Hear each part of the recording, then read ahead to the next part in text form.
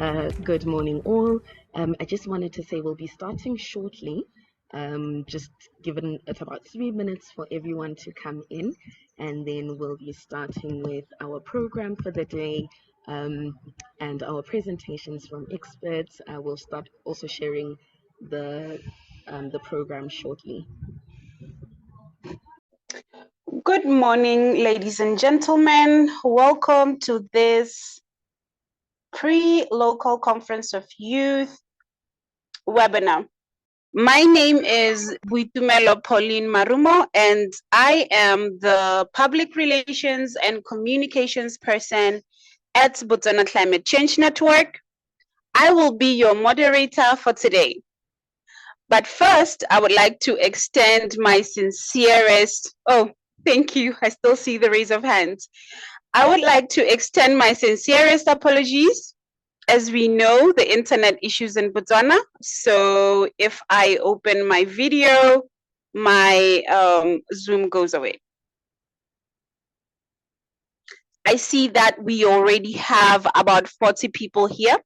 I think that's a satisfactory number for now, so we may begin.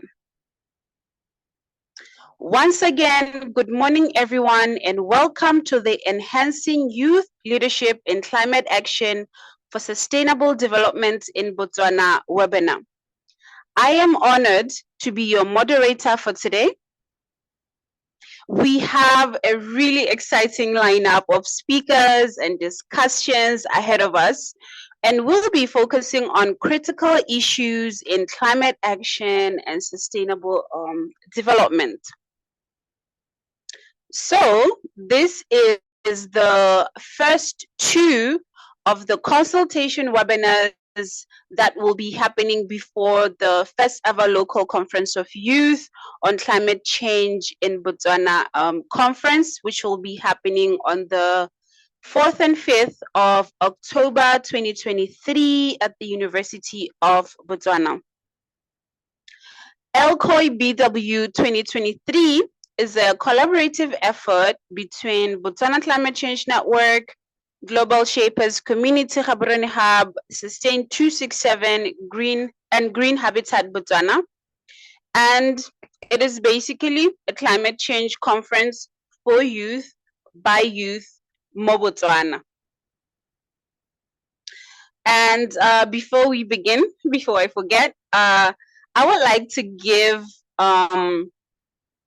your full support. I would like to give your full support or full permission to live tweet, post, etc. About the webinar. You may use these hashtag if you have your Twitters.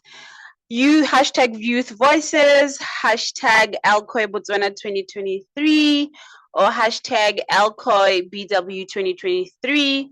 I will also just post this quickly on the chat. Let me quickly just jump into the program. As you can see it right in front of you. Let me run through it very, very quickly. All right. First, we'll begin our journey with a warm welcome by Ms. Pato. She will kick off the event with the opening remarks. Our first session will provide us with a comprehensive introduction to the UNFCCC. Following that, we will have a session on Yango, where we'll be enlightened about the significance of Yango and the LCOY. From there, we are gonna jump into agriculture and food security, followed by climate finance, adaptation and resilience, mitigation, and just transition. And to make sure that all your voices are heard, we want everybody to participate. We've set aside some time for feedback and comments. This is an opportunity for everyone to share their thoughts and insights on the topics, your questions, anything that you feel is important to be raised. And throughout this webinar, we encourage active participation.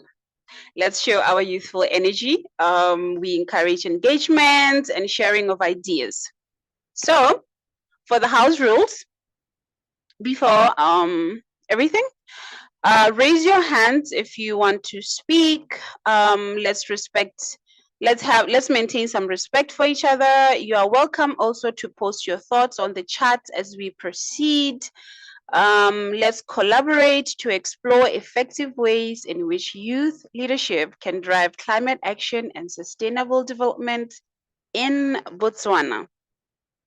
Ladies and gentlemen, esteemed participants, fellow climate advocates, it is with great pleasure that I introduce our first speaker for today's webinar, Ms. Pato Kilisita. She is the founder of Sustain 267 podcast. She's a dedicated environmental enthusiast and visionary. Ms. Pato's remarkable journey has taken her on a path of empowering communities, promoting ecological balance. Through her role as Sustain 267, she's been a driving force behind initiatives that inspire eco-conscious behaviors and foster a culture of environmental stewardship. Pato, I give the floor to you. Good morning, everyone. I don't know how my network will be if I switch on my video. Okay, I start to chop up a bit, which I suspect will be the story for today. But my name is Pato Kilisite, and mine is just to say thank you so much for being a part of the first of 3 parts of the LCOY. The rest of our speakers will go into what LCOY is, what our COY is, and what we're hoping to achieve with it.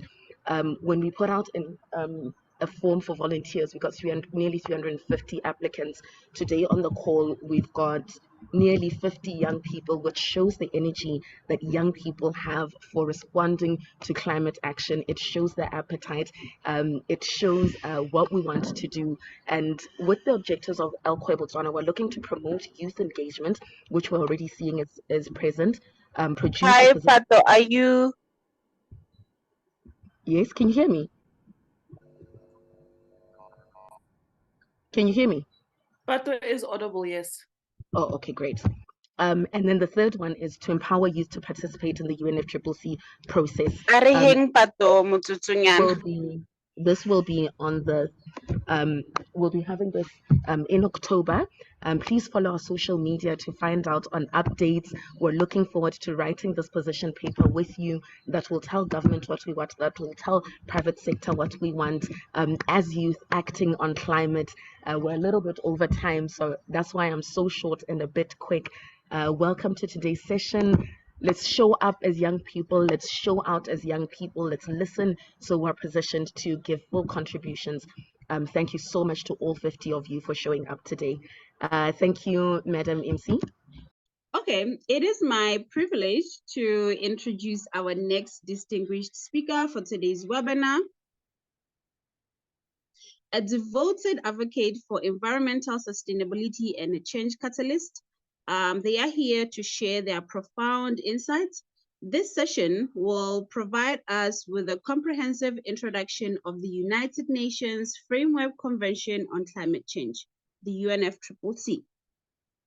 Chimbizani Bratonozic, Program Specialist for Environment and Climate Change and UNDP, will navigate us through this fundamental topic. Thank you so much. The floor is yours. Thank you very much, Bui, and good morning, everyone. I hope you can all hear me. I won't attempt to switch on my camera just for saving bandwidth to avoid the technical glitches. But thank you very much for having me. I feel really honored. And once again, congratulations for pulling this together for the youth, by the youth indeed. I almost didn't register because the age limit was exactly that. So, but if everybody is to hold me accountable, I'll send them your way. because I've had to pick an age that is not entirely correct, but that is absolutely all right. Colleagues, I have been requested to just give a brief overview of the United Nations Framework Convention on Climate Change, or the Convention, or UNFCCC as commonly known. So I'll be very, very brief because like other colleagues did mention, we are slightly behind time. So the United Nations Framework Convention on Climate Change, UNFCCC, is an international treaty which acknowledges the existence of anthropogenic climate change and provides the framework for climate change negotiations. The convention was adopted in 1992 during the Earth Summit in Rio de Janeiro, with the treaty entering into force in 1994. And today it has nearly universal membership of about 198 countries.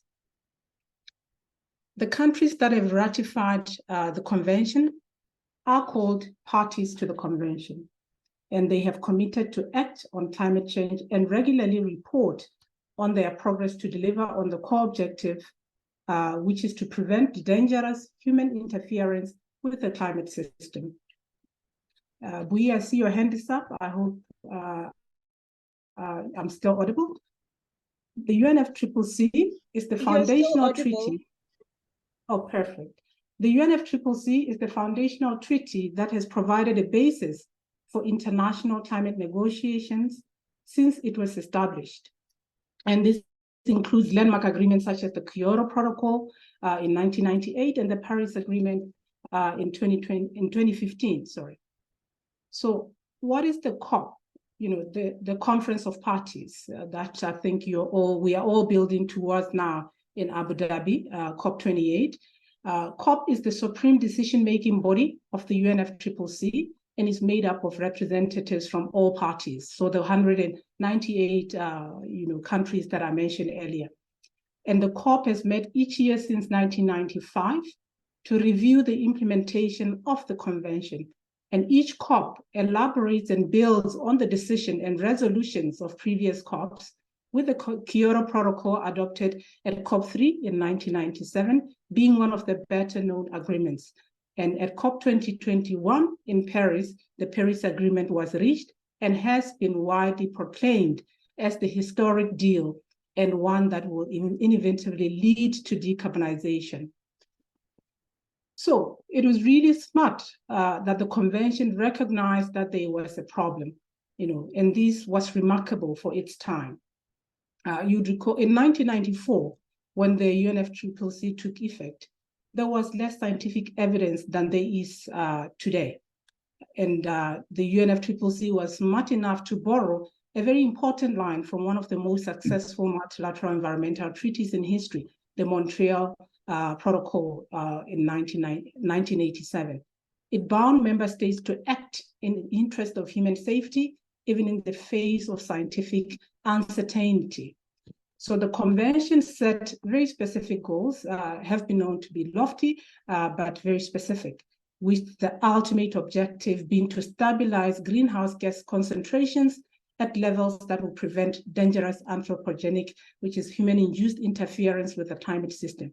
It states that such a level should be achieved within a time frame sufficient to allow ecosystems to adapt naturally to climate change, to ensure that food production is not threatened, and to enable economic development to proceed in a sustainable manner. I hope I have 2 additional minutes. I'll wrap up very quickly, Ms. Bui. So what exactly does the convention plan on doing this? It puts the onus on developed countries to lead the way. The idea is that as developed countries have been the source of most of the past and current greenhouse emissions, and therefore industrialized countries are expected to do the most to cut emissions on home ground. They are called Annex 1 countries and belong to the Organization for Economic Cooperation and Development. And this includes 12 countries with economies in transition from Central and Eastern Europe. And Annex 1 countries were expected by the year 2000 to reduce emissions to 1990 levels. Many of them have taken strong action to do so, and some have even already succeeded. So what then, how do then developing countries and less developed countries are expected to deliver on the same? So industrialized nations agreed under the convention to support climate activities in developing countries by providing financial support for action on climate change. Above and beyond any financial assistance, they have also provided to these countries. They also are supporting with technological advancement to less advanced nations so that we are able to report on progress to date. So a system of grants and loans has been set up through the convention and is managed by the Global Environment Facility. You may have heard now and then where we are saying as the UNDP, we are implementing JEF-funded projects. This is the mechanism that is supporting climate action, climate initiatives in Botswana and other countries. And as you know, Botswana is highly affected by the effects of climate change. So that's the mechanism that the government and supported by other developing agencies is using to implement initiatives that are responding to adverse effects of climate change. I'll stop here, Madam Bui, if you allow me, and allow the program to continue. Thank you very much once again for having me. Thank you very, very much. So from the presentation that we've just had, we got to understand that climate change is caused by human activity and industrialization. We've also got to know, in a nutshell, that countries with the least contribution to these greenhouse gas emissions are basically asking developed countries to provide assistance for adaptation and response to climate change. We've also got to know about the protocols and the treaties from the UNFCCC regarding climate change response globally. And we have got to know about some of the few finance mechanisms which are in place currently. So with that being said, I would like to give a quick 5 minutes for questions. If anybody has a question for, wait, I was still admitting somebody in the room. If anybody has a question, please do ask a question. Otherwise, if you have a comment, you may leave it in the group chat and we will address that. Mayor Chimbizani, thank you so much for your presentation and for your time being here today. I promise you will not get in trouble for joining us this morning. It brings me a great pleasure to introduce our next distinguished speaker on today's webinar. Hossam Imam is a passionate champion of youth engagement and environmental. He is joining us to shed light on the essential through his event with Yango, the local conference of youth working group. Mr. Imam has been at the forefront of empowering youth voices in climate discussions. His dedication to amplifying the perspective of young individuals aligns seamlessly with the theme of this webinar. I would like to introduce you, Re Imam, for your presentation. The floor is yours. Thank you so much for this great presentation. It's me, Hossam Imam. I am your friend from Egypt. And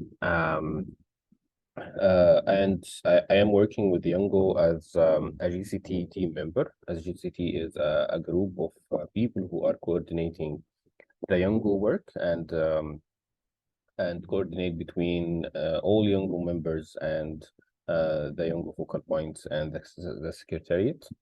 I started joining Yango since 2018 while I attended the COY 14 and the COP 24 in Poland, and since there I I have been actively working with them, and after that, I initiated my initiative, and it's called Act Sustainable Egypt, which we co-hosted the COI 17 last year in Egypt, in Sharm el-Sheikh. Just a quick introduction. Thank you all for hosting me here. I will just share my screen now. Yeah, my presentation today will be about what is Yongo and what is the LCOY of Yongo. So the Yongo, we will go back to the history as our previous speaker told us from Rio Summit also, when it declared that there is 9 sectors which are includes youth and children have been recognized to work together on the climate action. After that, in 2005, it formally said that there is an international youth climate movement and these voices should be heard. After that, in Copenhagen, the Secretariat member officially recognized the youth as observers for the constituency under its own, like the constituency itself approved to make the youth to be observers on the process.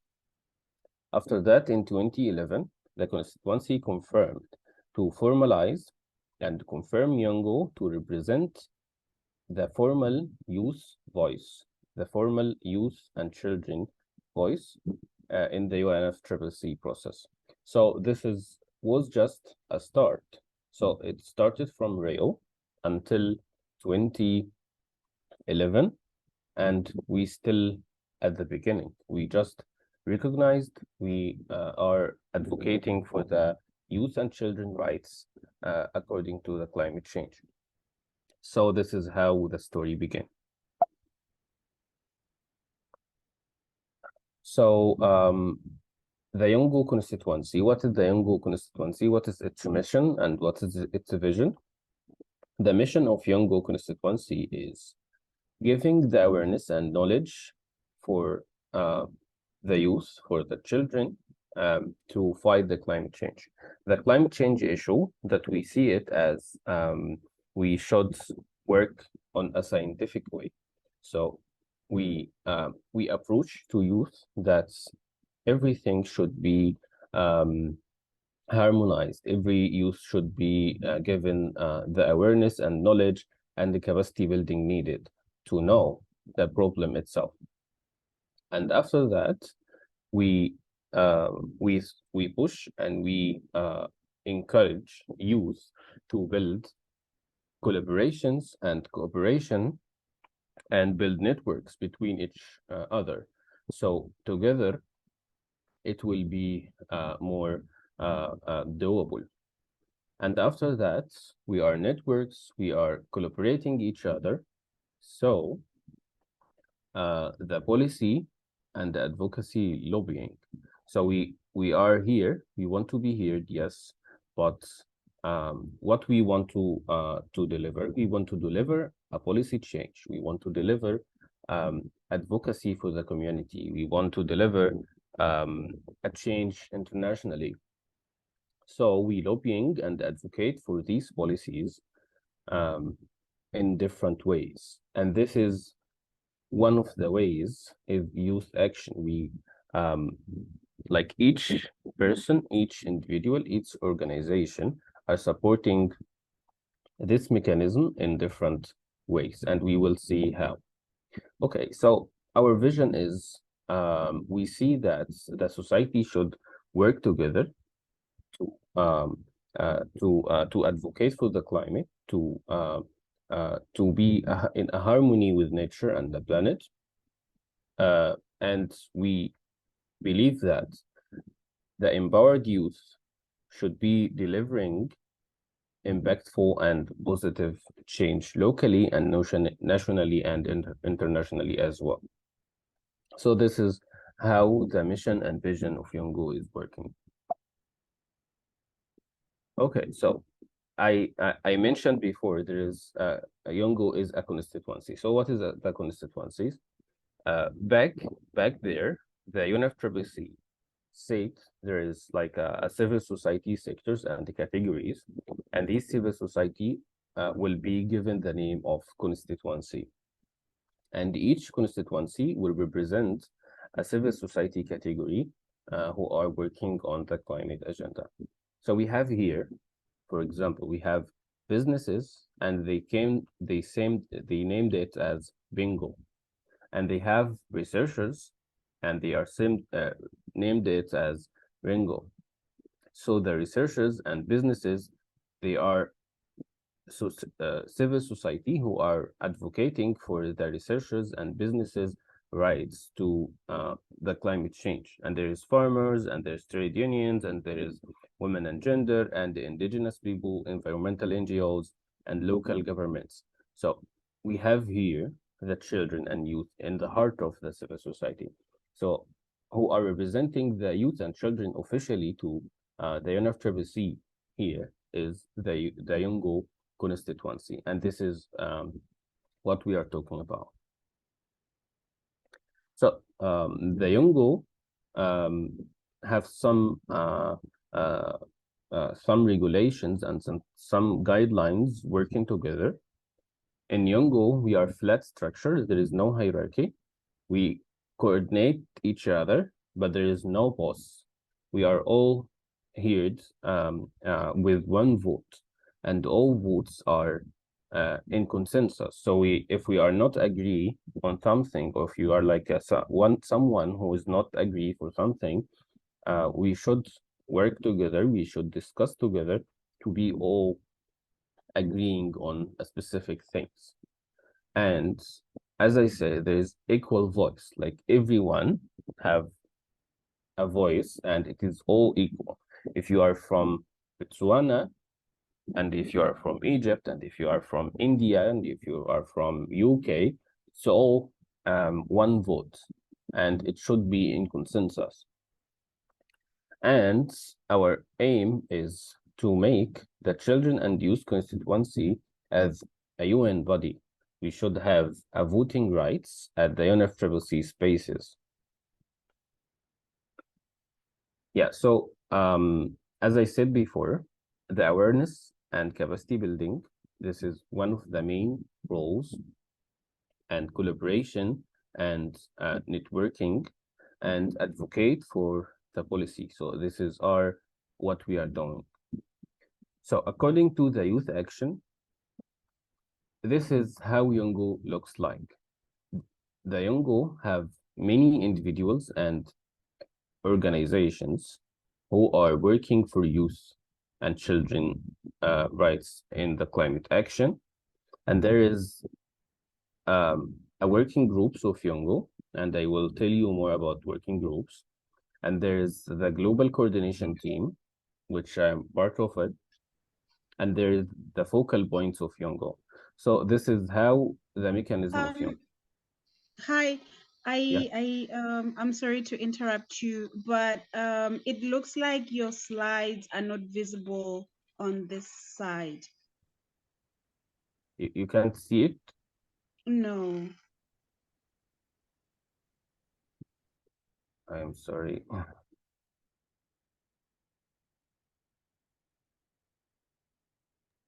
But I think you can continue while we try to fix that issue. So, as I said before, the Yongo, we have here all individuals and organizations together, and there is the working groups of Yongo, and the global coordination team. This team is coordinating between individuals and working groups with focal points, and there is the focal points. So this is how the Yongo looks like inside. So what is the working groups is? We have two types of working groups. The first one is the thematic working group. Like in climate change, there is mitigation, adaptation, health, human rights, agriculture, and more. So these working groups are focusing on the climate action according to the thematic theme. Like as I said before, there is like working groups. There's like each working group for each topic in these. Okay, and there's operational working groups, and these operational working groups, it is focusing more into action. With collaboration with these working groups, there is the operational working groups are working into action. Like we have here, conference of youth, like COY and local COY. This is an operational working group, and there's like awareness working group, there's policy working group. So this is how the working groups of Yongo looks like. In Yongo, there is more than 10,000 individuals, and there's more than 1,000 organizations are part of Yongo. So this is how the Yongo looks like inside. And how can I be a Yongo member? It is very easy. It's just, you will go to this link, you will go to this QR codes, and you will be part of Yongo directly. The Yongo should represent all youth, so it should be easy to be part of Yongo. It is not like a very big application and you should be accepted or not accepted. No, you can be a member of Yongo directly if you register to the membership, and you will be part of the mailing list of Yongo. So you will have like all rights of Yongo. Okay, so let's talk more about the LCOYs. Like we saw what Yongo is doing, but what specifically the local COY is working on. So the local COY is local and regional events with focus on local or regional action, empowering youth to participate in climate action and decision-making process. So the local COY is a way to empower youth to be part of the decision-making. So how we can do this? As the last presenter said, there is the COP, and we should know now what is the COP is. We have here the Yongo action to feed into the COP. How we can do this? Each year, Yongo has the COY, Conference of Youth. So the Conference of Youth, it is a conference at the same city of COP each year. So this year it will be in Dubai. Last year it was in Sharm el-Sheikh. The next year will be at the city of the COP, maybe Australia. So it is like each year it follows the COP delays. So in this conference, all youth from all over the world are going together to have the awareness, to network each other, and also to finalize the global youth statement. The global youth statement, it is a policy statement with youth recommendations and with youth demands according to the climate policy actions. So this is the COY, and all these demands are submitted officially to the COP presidency each year. But how can we collect these data? We know that not all of us can be there, not all of us can be accessible for travel or any other cases. So the Yongo invented the local version of COY. So we have here the local conference of youth in Botswana, which will give the youth here the awareness they needed, and it should make a network between each other. As we see here, there's like different partners are organizing the local COY, so there will be like a network and youth movement. And also after the LCOY in Botswana, we understand that there will be a policy demands from the youth in Botswana on a local level and international level, and these demands will be fed into the COI itself. And between the local COI and the global COI, there is a regional COI for regions. So this is the mechanism of how the local COIs and COIs are make the youth to have the ability to be a decision maker into the process. So, as we said, the local COI taking the vision of Yongo. So we have a capacity building, we have networking, and we have a policy building as well. All these topics can be part of the LCOI agenda. So it is how we can choose the local COI topics. It is according to first the local context of the local country and the international context of what is happening. So this is how it looks like on the topics of the local COI. So the results of the local COI is we have more people who are working on the climate action. We have more local networks, and we have your voice to be considered at the negotiations. And this is like how it looks like. It should be creative. The local COI itself, sometimes it's 1 day, 3 days, and it depends on the resources. And it is for youth, and we are welcoming also the children to be part of this action. So you heard all this.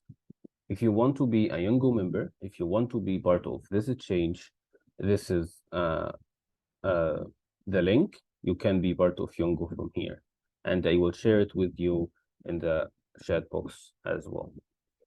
Thank you so much for hosting me, and thank you for working on climate in Botswana. Your friend from Egypt. Okay.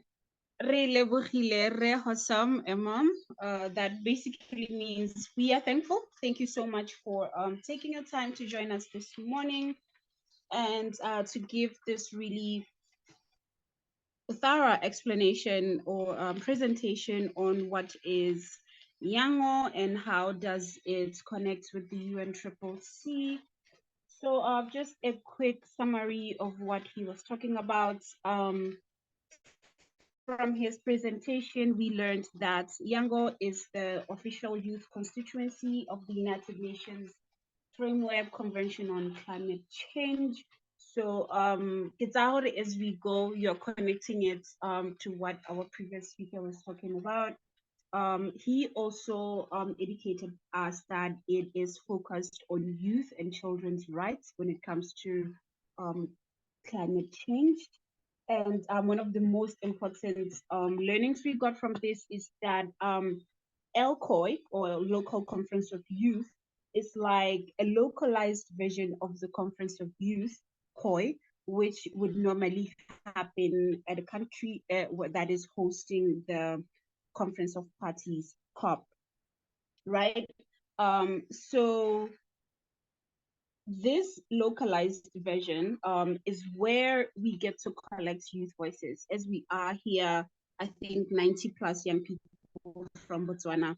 This is where we get to collect your voices on a local level and involve you in a process that will otherwise be centralized on your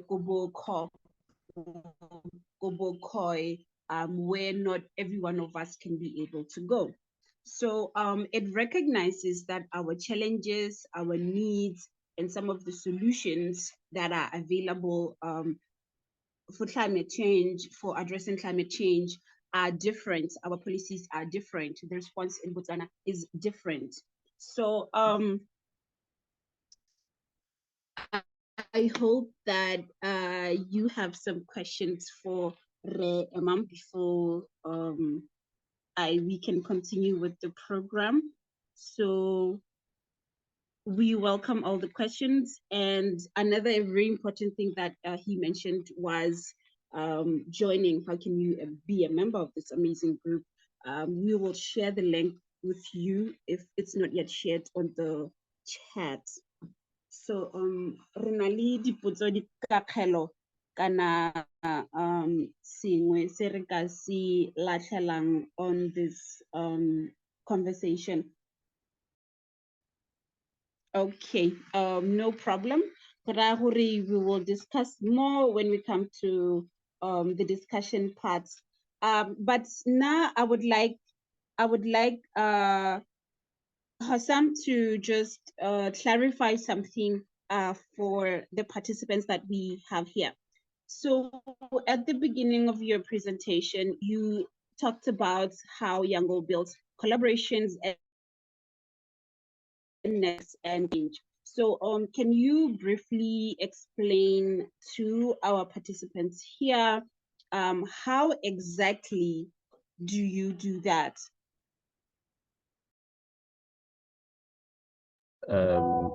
Like we have as I said, we have our mechanism, we have our guidelines. Each youth can be part of Yongo, and you can be part of any working group that you want. If you want to be an operational working group or a thematic working group, it's easy to be joined.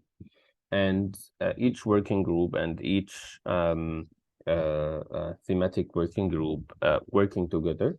So if you are part of Yongo, you will be part of working group, and you will work together and discuss together about different actions. So this is basically how this works. Okay, thank you so much for that clarification. So it's like a global cooperation. Okay. So as we continue with our Emma, I'd like to ask Mr. Imam. Hello, can you hear me? Emma, state your name and the question. We can hear you properly. Okay, Kutlana Ntoyahai.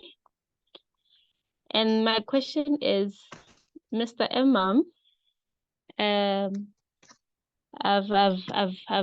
quite a great presentation, but my area of concern is, to what degree do you maybe can give an elaboration of to what degree and what extent, since you spoke of advocacy, at what degree do you nurture and harness issues of climate change at grassroots level, maybe from your perspective or as coming from the perspective of Yango? Maybe what you really do from grassroots level, from children, how do you involve them into issues of climate change at grassroots level? Yeah, as we see now here, we have the local COI, and we encourage everyone to host any local actions, and we are in Yongo to support that. We are all volunteers, so it is kind of we are supporting each other for the local action. So you are here in Botswana. You are here a group of people. We are almost 1,000 activists in Botswana now. If you are all together, I believe that the climate change scene will be in a different level if we are all working together. Yeah, so this is my point of view. I think maybe I wanted to maybe get a glimpse of just a rough idea of maybe strategies of how, as Yanko, you've been rolling out, going into especially the young ones, trying to incorporate it into maybe the education system somehow. Maybe I just wanted to get shed light on how Yango has been going on about it. Yeah, actually, as we have like different working group, and each working group is focusing on a topic. So if you are want to empower youth according to in the way of education, so there will be a working group focusing in education, and you are also working together to on climate action specifically for education. So this is how it looks. We have like a policy actions. Um, we have different conferences. We have different movements in different countries. So this is how it looks like. Okay, no, thank you. You've answered me. Thank you so much. Okay, thank you, Emma, once again. And thank you for the question, Kutana. Kutana, I think we can discuss more on that when it comes to the discussion part. That's a very important question, but it's also a question we should be asking ourselves, because since Yango is a collaboration, it's a network, and there are people from different countries, young people. You yourself can be Yango, and then you yourself can be the one who is addressing those concerns. Yeah, because like we said before, it is a localized version of what is otherwise maybe centralized at the top. Okay. So moving on before I waste any more time. I'm so sorry, people. Thank you for your patience. With a background rooted in environmental science and commitment to promoting sustainable agricultural practices, our next speaker, Ms. Tsaone Mukotso, embodies the spirit of change through action.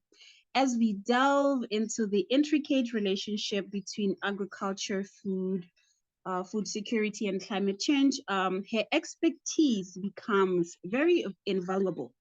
Through her engagements in promoting sustainable agricultural practices, Mme Mokotso's influence reaches far and wide.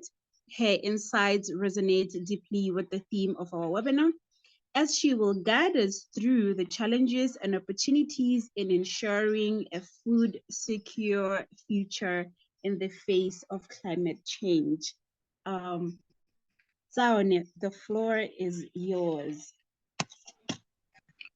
Good morning, colleagues. I'm joining the webinar from another conference, so it's a bit noisy where I am, but I'll try my best to ensure that I capture what I was assigned to talk about today. My presentation will look at the evolution of agriculture within the UNFCCC process. I was told today we're just mainly introducing topics or thematic areas, some call them agenda items, that we look at when we are in the space of negotiations. So I'm a young professional working in the climate action space. I've been following agriculture negotiations. I started last year at COP27 Sham. So I came into the program when a lot had already been done. So my presentation today will focus on the nexus between agriculture and climate change within our African context, and the differences in circumstances and approaches when we get to the negotiating table, the journey that has been traveled over time, how we saw agriculture evolve within the process, and the relationship or the linkage between Substar and agriculture. And then I'll touch base on the Coronivia joint work on agriculture, which I believe was the landmark of agriculture negotiations within the UNFCCC processes. And then I'll look at the future of agriculture. Please, my apologies in advance if there's some background noise. We can move right along, and thank you, Louisa, for sharing my presentation from your side. Mainly when we talk agriculture and climate change within our African context, we think of smallholder farmers, we think of rain-fed agriculture, how there is low use of external inputs. This could be your seeds, your agrochemicals and fertilizer, land degradation or fragmentation, poor land management practices. And then we also look at agriculture as a key driver of deforestation. And then in some cases, there's issues of high post-harvest losses, which are currently estimated at about 30%. And then how agriculture in our context has a very low agro-processing capacity. Or for lack of a better word, I could say we haven't fully harnessed that side of the sector.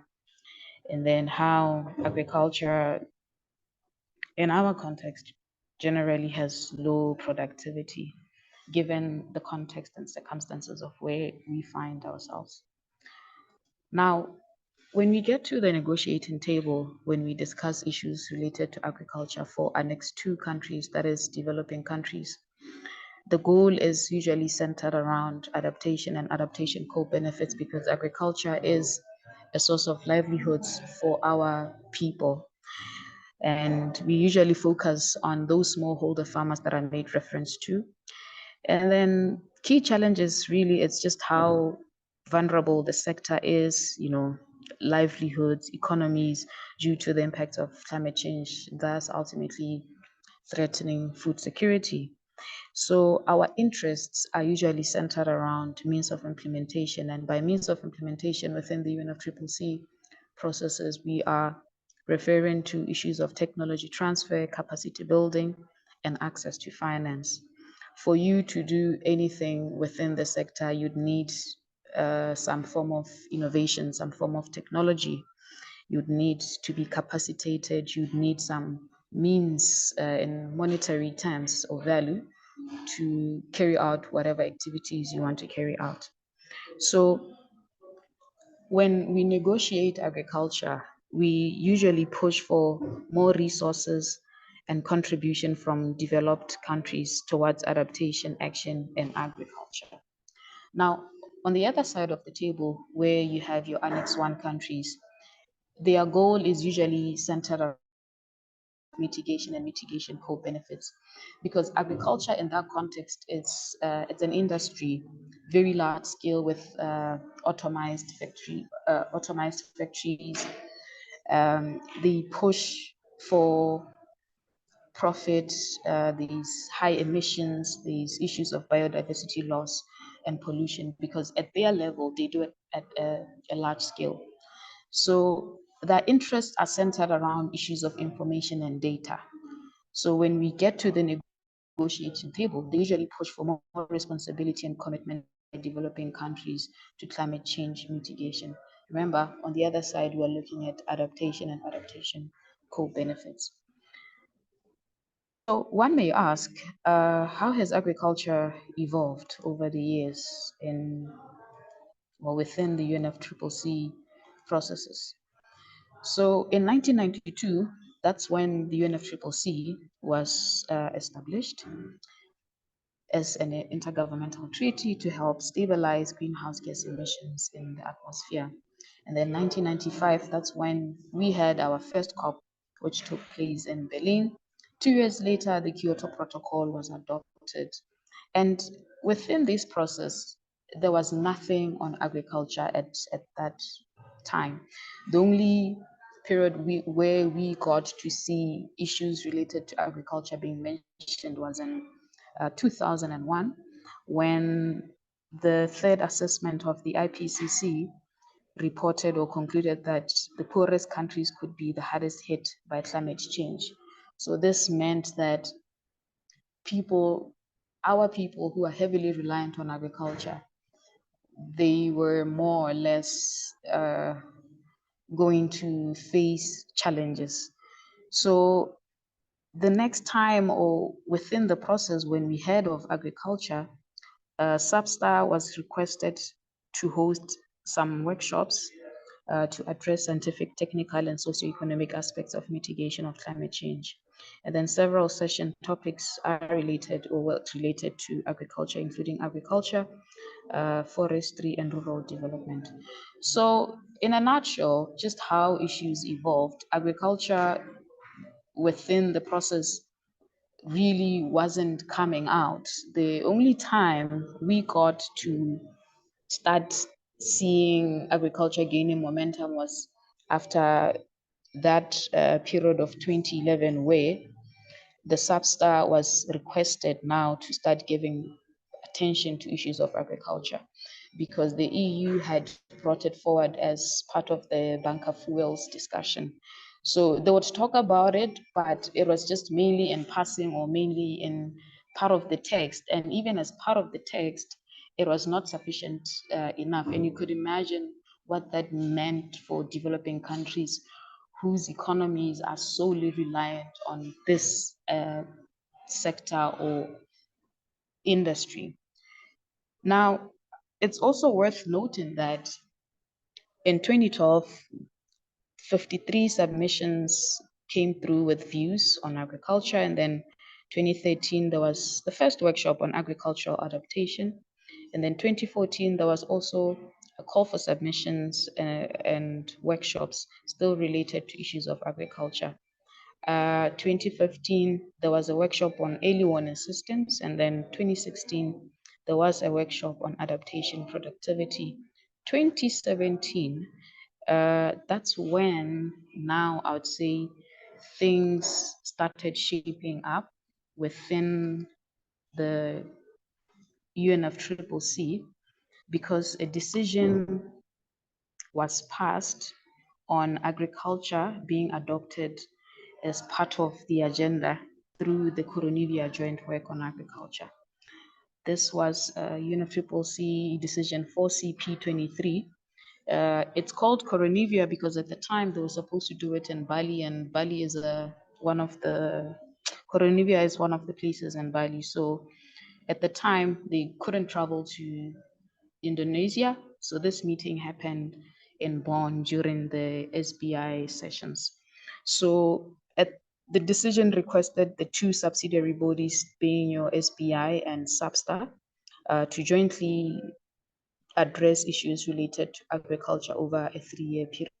And that's how the KJWA was born. And when you talk to seasoned negotiators within the process, they'll tell you that was the groundbreaking moment for us, because now agriculture got the full attention it deserves. And then SABSTA and SBI were, through that decision, requested to consider 7 topics through intersessional workshops. And then the UNFCCC Secretariat was to prepare workshop proceedings, reports which were reviewed by parties, and conclusions and recommendations were prepared on each topic. It's also worth noting that the joint SABSTA and SBI were to report back to COP26 in November 2020, but due to COVID-19, COP26 was postponed to was postponed to November 2021. So the actual reporting on Coronivia happened last year, COP27 in Sharm el-Sheikh in Egypt. So because this was the first time agriculture was being discussed within the convention or within the process, focus was mainly on workshops and topics. So the topics that I previously made mention of that were discussed were centered around modalities for implementation for the outcomes of the 5 in-session workshops on the issues related to agriculture and other future topics that may arise from this work. And then there was also methods and approaches for assessing adaptation co-benefits and resilience, improved soil carbon, soil health, soil fertility under grassland and cropland, as well as integrated systems, including water management, improved nutrient use, manure management towards sustainable and resilient agricultural systems, improved livestock management systems, socioeconomic and food security dimensions of climate change in the agriculture sector, sustainable land and water management. So Coronivia was mainly centered around capacitating, sharing information, knowledge. So in a nutshell, we could say this landmark decision to bring agriculture into the conversations provided useful information on the latest research, national circumstances, the realities faced by farmers, the challenges and opportunities related to agricultural research, as well as development, ways of mobilizing for climate action in the area of agriculture and food security. You also know that agriculture is the only sector with its own agenda item within the UNFCCC. And then the workshops and reports improved awareness and knowledge on the impacts of climate change on agriculture, focused on the work of institutions, organizations, and stakeholders working on matters of agriculture and climate change. And it led to new activities and initiatives. So last year, the Secretariat gave feedback or a report of how the joint work has done over the years. Remember, it was a 3-year period, but due to COVID, it more or less stretched to 4 years. So one may ask, where are we now and what's the future of agriculture?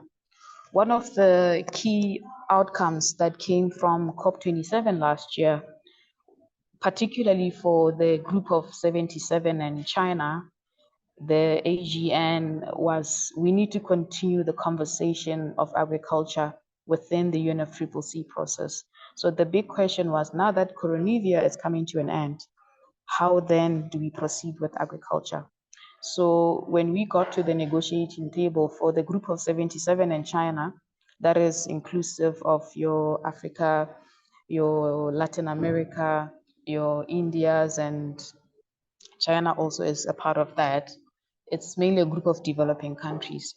So the main issue for us was when we negotiate, we need to make sure that work doesn't stop at just what Coronivia said to do. We need to now move to the second phase, and the second phase for us is implementation. The whole 3-year, 4-year period of Coronivia was just centered around workshops, talkings. Now there was need to move to something tangible, and that tangible part for us meant implementation. So the decision CP27 requested the SBI and the SAPSTA to establish a 4-year Sharm el-Sheikh joint work implementation of climate action on agriculture and food security. If you were following those discussions, you'd recall COP27 was an African COP, and the slogan was Together for Implementation. And the key thing for negotiating countries, particularly from developing side, we need to now move from just the talk that has been at the center of agriculture. We need to channel more resources into the sector, and we need to push for more buy-in and more interest at that level, because for us, agriculture is something we can't negotiate and take lightly. Majority of our people in our respective countries are heavily reliant on the sector. It's a source of livelihood. So the decision also called on the need to include implementation of the outcomes of the joint work on agriculture that was carried out through the KJWA and previous activities addressing issues related to agriculture, as well as future topics, recognizing that solutions are context specific and they take into account national circumstances.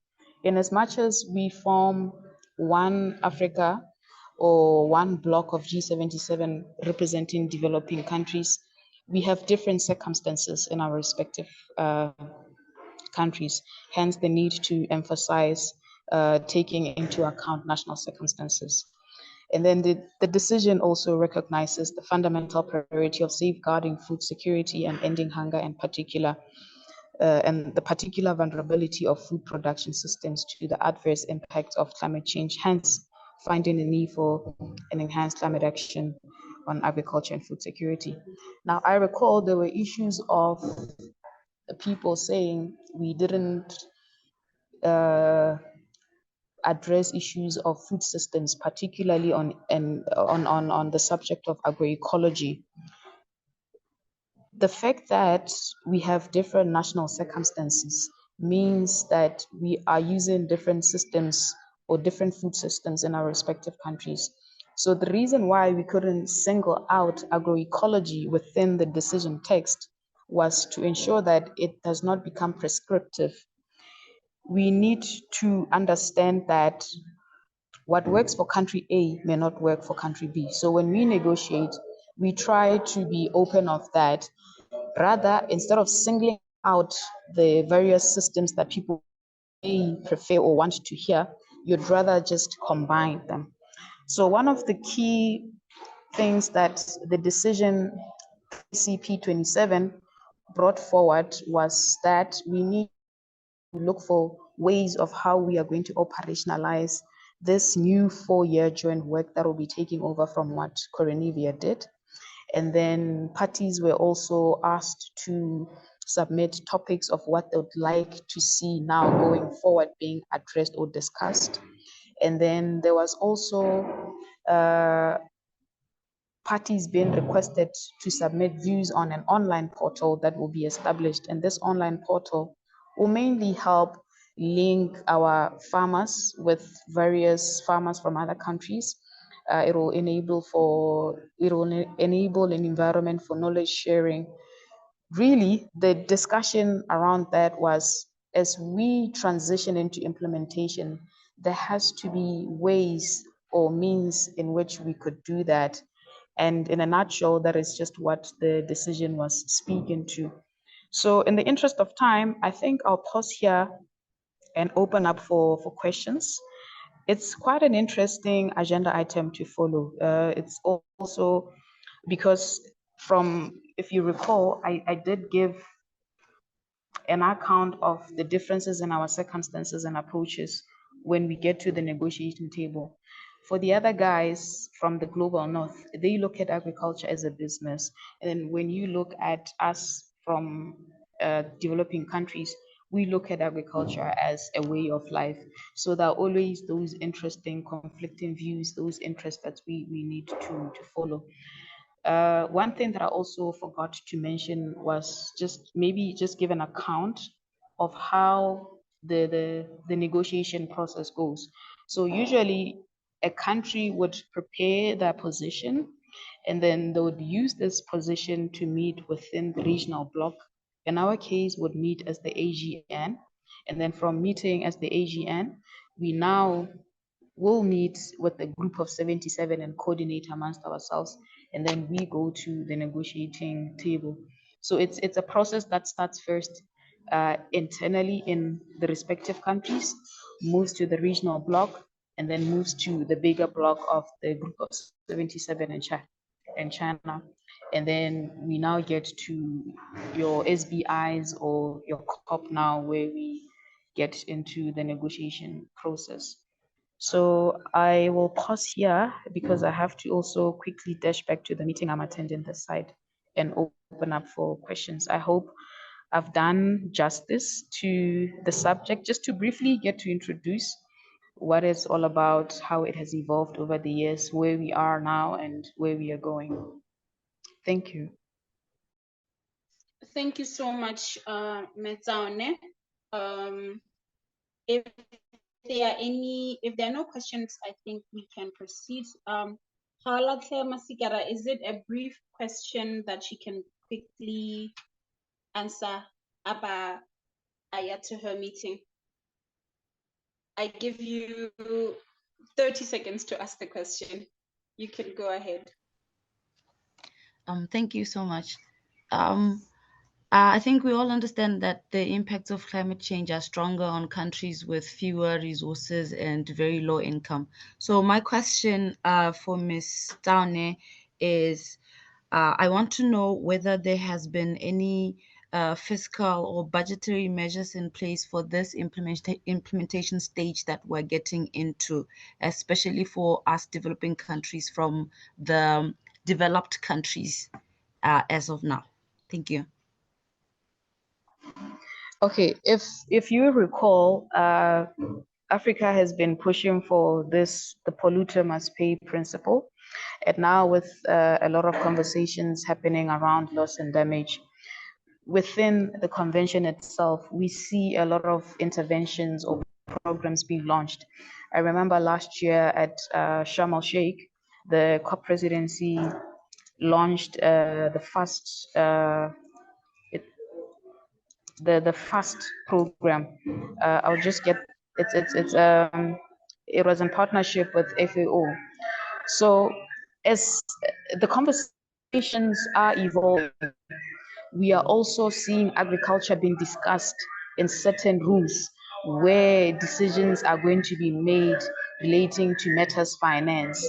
And I know as we now move to the UAE for COP28, part of the reason why we couldn't even agree on certain things at the just ended bond sessions was because of what we were pushing for, that means of implementation. Means of implementation, we are referring to your technology transfer, we are referring to your finance, we are referring to your capacity building. That is what we are pushing for as the developing countries.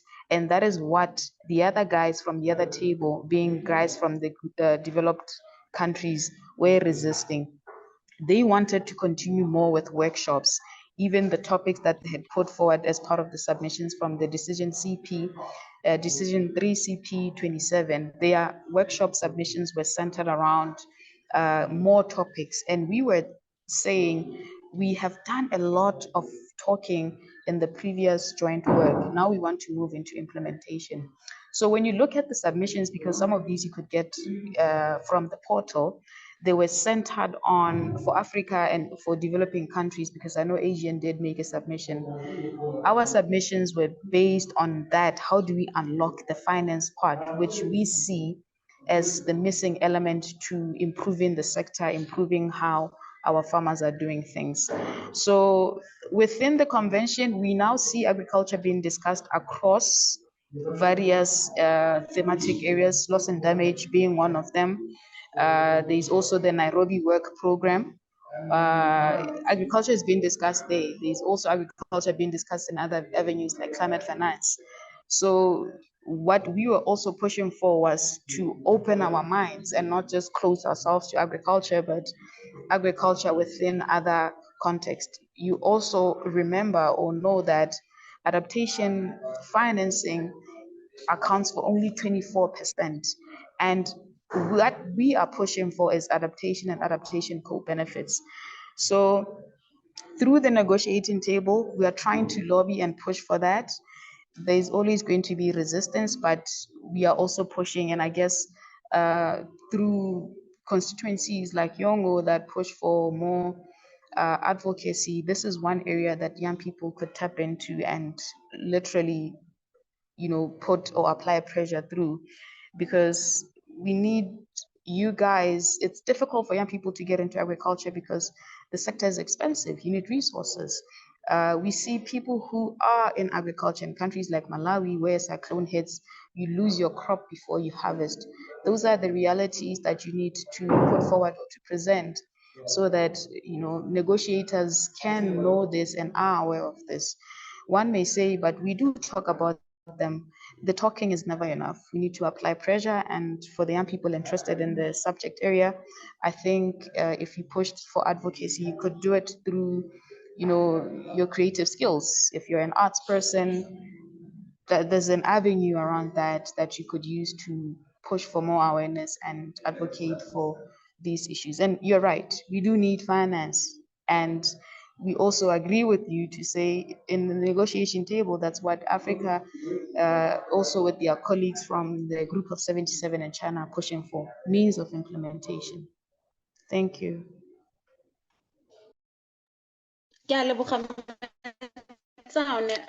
I hope your question was answered. There was somebody, I think, Rebakang, I think you had your hand raised. So I think you can also quickly ask your question if Metaone still has time. I heard some background, a bit of background discussions. So if you have to quickly rush off or you are able to take one more question. If not, we can address it at the main conference. Okay, no problem. Thank you so much for your time, and thank you so much for giving the young people the opportunity to learn more about this very important topic. A re go fe sebaka o boele ko meeting wa gago. Re tla bonana gape at the main local conference of youth ka October. Re lebogile Metaone. All right, cool. Thank you so much, guys. Enjoy the rest of your day. Okay. Yes. So just a quick wrap up of this. I think this was a really good conversation when it comes to context ya Botswana. It took us back home. Se re se ithutileng in a nutshell ko gore this conversation, this discussion, yeah, agriculture, it was a long time coming in order to shape it into the at the UNFCCC level. Re bone gape gore this issue was taken more seriously go simolola ka ngwaga 2001. That's literally yesterday. Gape re lemogile gore the least developing countries are the most affected, and yet they are the most vulnerable when it comes to the climate change effects. Se sengwe se Metsana se buileng ke gore there should be more dialogue when it comes to this issue, and these dialogues which are happening still, they should be able to translate into action e bonagalang on the ground. The issues or the solutions, sorry, they should be based on context, local context, and national circumstances. Ke sengwe se segolo sa se buileng. And this is why we have, I think, opportunities like these ones where we are able to discuss the realities on the ground and also discuss the solutions which are relevant to the realities on the ground. Agriculture ke so se leng gore mo Botswana se dira thata ke small farmers, and like Metaone said, re rely more rainfall, so our agriculture is pretty much rain fed. Gape it's not fully harnessed. Already low productivity.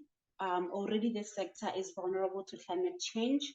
And then put into everything, this means that there should be more capacity building, there should be more knowledge sharing, there should be more dialogue with the farmers to know about their realities. There should be more coming from researchers, there should be more coming from yes, Metina Yamabara at the group just made a comment, Ari, with implementation of certain interventions like online networks for farmers, how do we get it to the farmers who need it the most, but aren't really big on technology? Save that question for, thank you so much for that question. Let's have more of these discussions at the question and answer session in I think 2 sessions after this one. But gona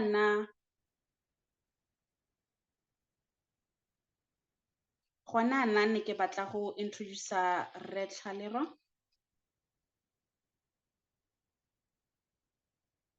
Gona ne ke batla go introduce Re Tlhalero. Re Tlhalero o tlabe a bua ka topic ya adaptation and resilience. because of unforeseen circumstances, we will not having the session on climate finance, but I assure you that we will not skip it. Go the main conference, which is going to be happening in October. I extend my sincerest apologies for that. So go raya gore nka tswella ka ya ko topicing ya adaptation. Okay. Thank you. Let me just thank you for inviting me to this webinar to share my own perspectives on climate change adaptation and resilience. Normally, I prefer to use the word climate change adaptation. I normally don't like using adaptation on its own because it can mean so many things. So, because there are many ways of adapting, and adapting to climate change is just one of them. So, having said that, I'll take it from here. Of course, I'll start first by introducing what you mean by adaptation. I'm sure most of you are probably a bit familiar with it anyway. And as a result, there are so many definitions. But I chose the process of addressing the impacts of climate change. Remember that climate change is synergized with another climate response, which you call mitigation. And mitigation is more of responding to the cause of climate change, whereas adaptation is more about addressing the impacts of climate change. And how do you do that? Well, simply by adjusting a natural or human system to a new or changing environment. And at the same time, also exploiting beneficial opportunities, which happen to be there at that time. Now, adaptation of recent has received a lot of attention as an essential strategy to reduce adverse effects of climate change, which cannot be avoided anymore. Why? Because if we look at mitigation, find that mitigation really is all about cutting down emissions of greenhouse gases into the atmosphere. It's also about trying to enhance carbon sinks so that the concentrations of in the atmosphere can actually be reduced by taking them down into their surface by various processes. And the other thing is because adaptation is a bit easier, especially in developing countries. I'll try to explain that later. So at the end, it's important because it protects people and places by making them less vulnerable to impacts of climate change. So in a way, adaptation is all about building resilience to climate change. So it goes hand in hand with resilience. Okay. So obviously, people need to adapt for them to be resilient to climate change. And this adaptation, of course, it can be short-term, whereby the measures to respond to the impacts is very urgent, given that whatever is being adapted to is already taking place. So, and it's also likely to arise from climate change. But this is unlike the medium and long-term adaptation, which really here you want to enhance adaptive capacity to prevent and mitigate possible impacts. I mean, if you just give you a simple example like roads, obviously if the road is too flooded and maybe it's heavy and there are a lot of environmental effects associated with the flooding, what you can simply do is simply to drain the road. So that's a short-term adaptation. But for a medium long term, it needs a bit of planning because then maybe you may need to raise the road so that flooding in the first place is prevented. So that would be long term. So like short term is just it's cheaper. It's also just for that short time. Okay. Also, adaptation can also be autonomous because people just do it on their own, especially communities. They're not responding to government incentives. Unlike when it's planned. If it's planned, of course, government incentives are those who motivate it. For example, when they provide public goods or incentives. And what's important also to note that adaptation strategies, if planned, they tend to be sparked by changes in government policies or advances in technology. Obviously, in the past few years, we've seen emerging novel technologies which have also improved the adaptation process.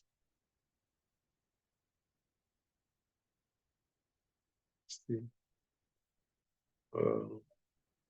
don't know what I've saved.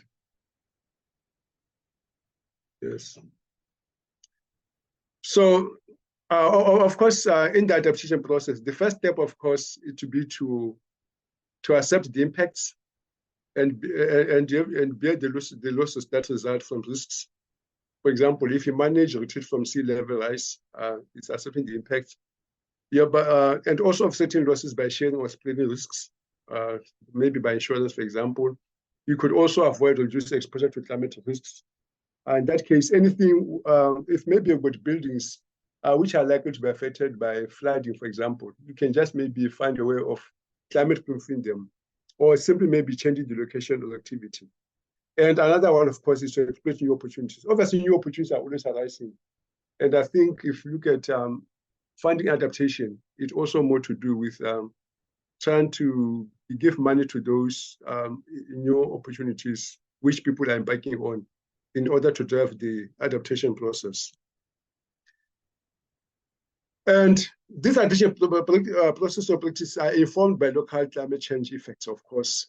Obviously, they differ from country to country. If you take a country like Mozambique, for example, where we get a lot of tropical cyclones, and which are also likely to increase in the future, then the focus, of course, will be on how to deal with tropical cyclones, how to adjust to tropical cyclones, or maybe how to evade them, or maybe do anything that will ensure that the risks imposed by tropical cyclones are minimized. And so, and the other places, the drought is more important than floods. If you take Botswana, for example, of course, Botswana with both. We've had floods in the past, and we are likely to have floods in the future. Drought, but it's the most important one, especially when you consider climate-sensitive sectors like agriculture. Somebody just mentioned agriculture to the previous speaker. And in Botswana, I think that's very important. And also the other one is heat waves. We all know that we've been seeing heat waves in Europe, which have never been recorded before, up to 46 degrees in places like Italy, Turkey. Those have never been known before. So those are some of the extreme climate events which the adaptation should be targeting. So adaptive capacities among the people differ from region to region, especially in Africa, where it's lowest for simple reasons. One is because Africans rely mostly on climate-sensitive livelihoods. Agriculture, for example, is very climate-sensitive. The other thing, of course, is because of the geographical location. Obviously, if you take countries like Botswana and Namibia, these are same-arid countries which are very, very prone to extreme drought. And then the other one, of course, is knowledge. How much equipped are we, and whether do we have early warning systems which can help us to get better prepared. So as a result, adaptation is very important in developing countries. Why? Because they bear the brunt of the effects of global warming due to what I mentioned before. And obviously, when people adapt, they should be able to withstand and minimize the ravages of climate change. Okay, so in a way, we can say that it protects people and places by making them less vulnerable to the impacts of climate change. And then, of course, there's this. I don't want to go too much into adaptation planning. I think partly because of time, but I think these are the same. Of course, the adaptation process, it tends to go through many stages. The first one is to identify the expected climate hazard. Of course, you have to do some national impact assessments. This could be done either by looking at what's happened in the past. It could also, you can base that on climate modeling. It can also pick up those kind of things, because once you make assessments, you may need to do some modeling at some stage. Define the climate risk as well. So you have to do some risk assessments. These are normally the function of exposure to climate hazards and also to vulnerability. Normally, there are some vulnerability assessment tools which are being used currently. And that's selecting adaptive options based on what you'll be able to find. So once you know the hazard, you know the risk which should be identified, then of course you have to consider whether capital is available. That could be physical, it could be human capital, because we all need this to ensure that adaptation takes place.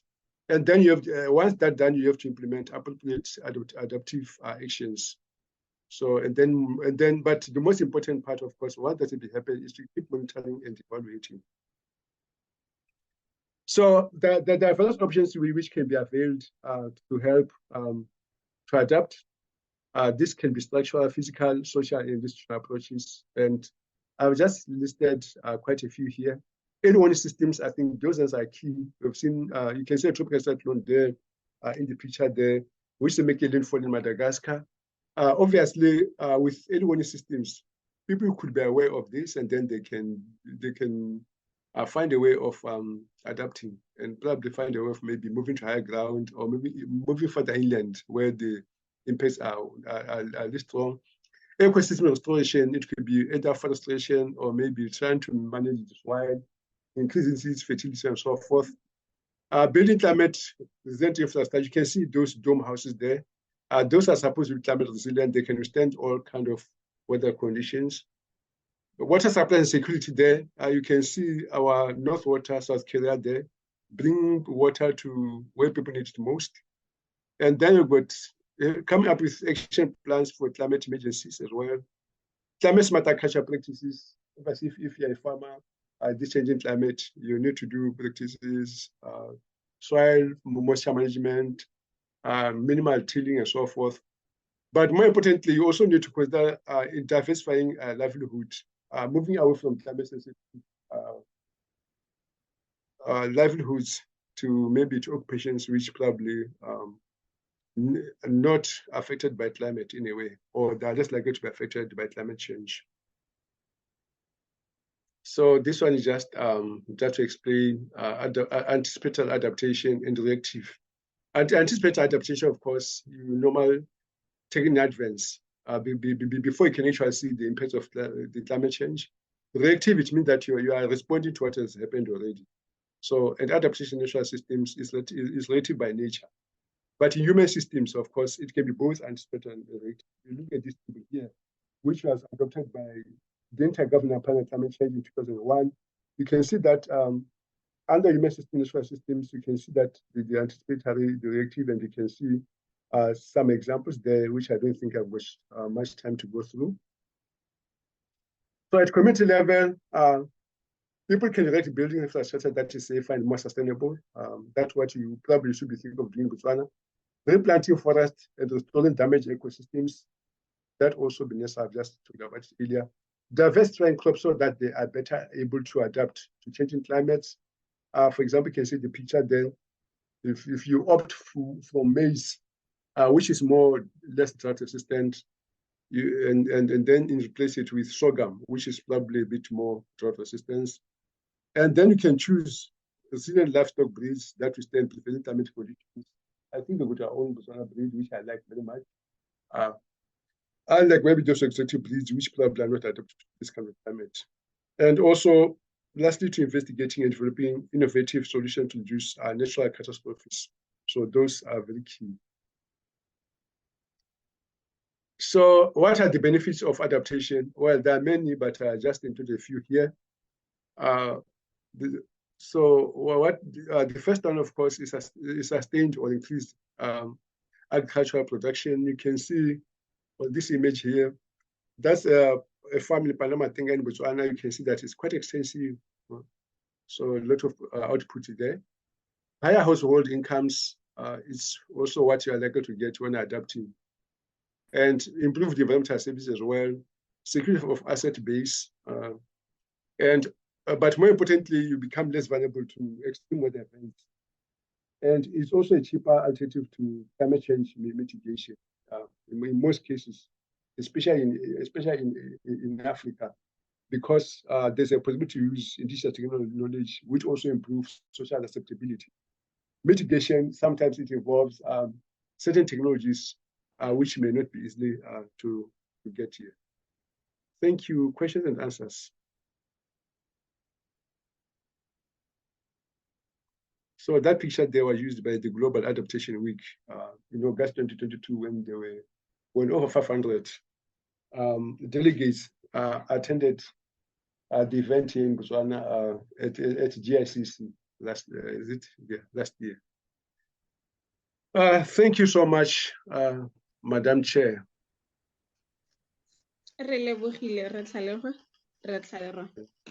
Okay. Erra. I believe you were joining with some of your students. Are you still joining with them? Are they present? Unfortunately, I can't. Let me check. But I've seen a few names. But the way my slides are, I think I cannot see who's in and who's not, unless maybe I try to minimize. But I'll check them nonetheless. I don't know how to... From me, Judith Wame.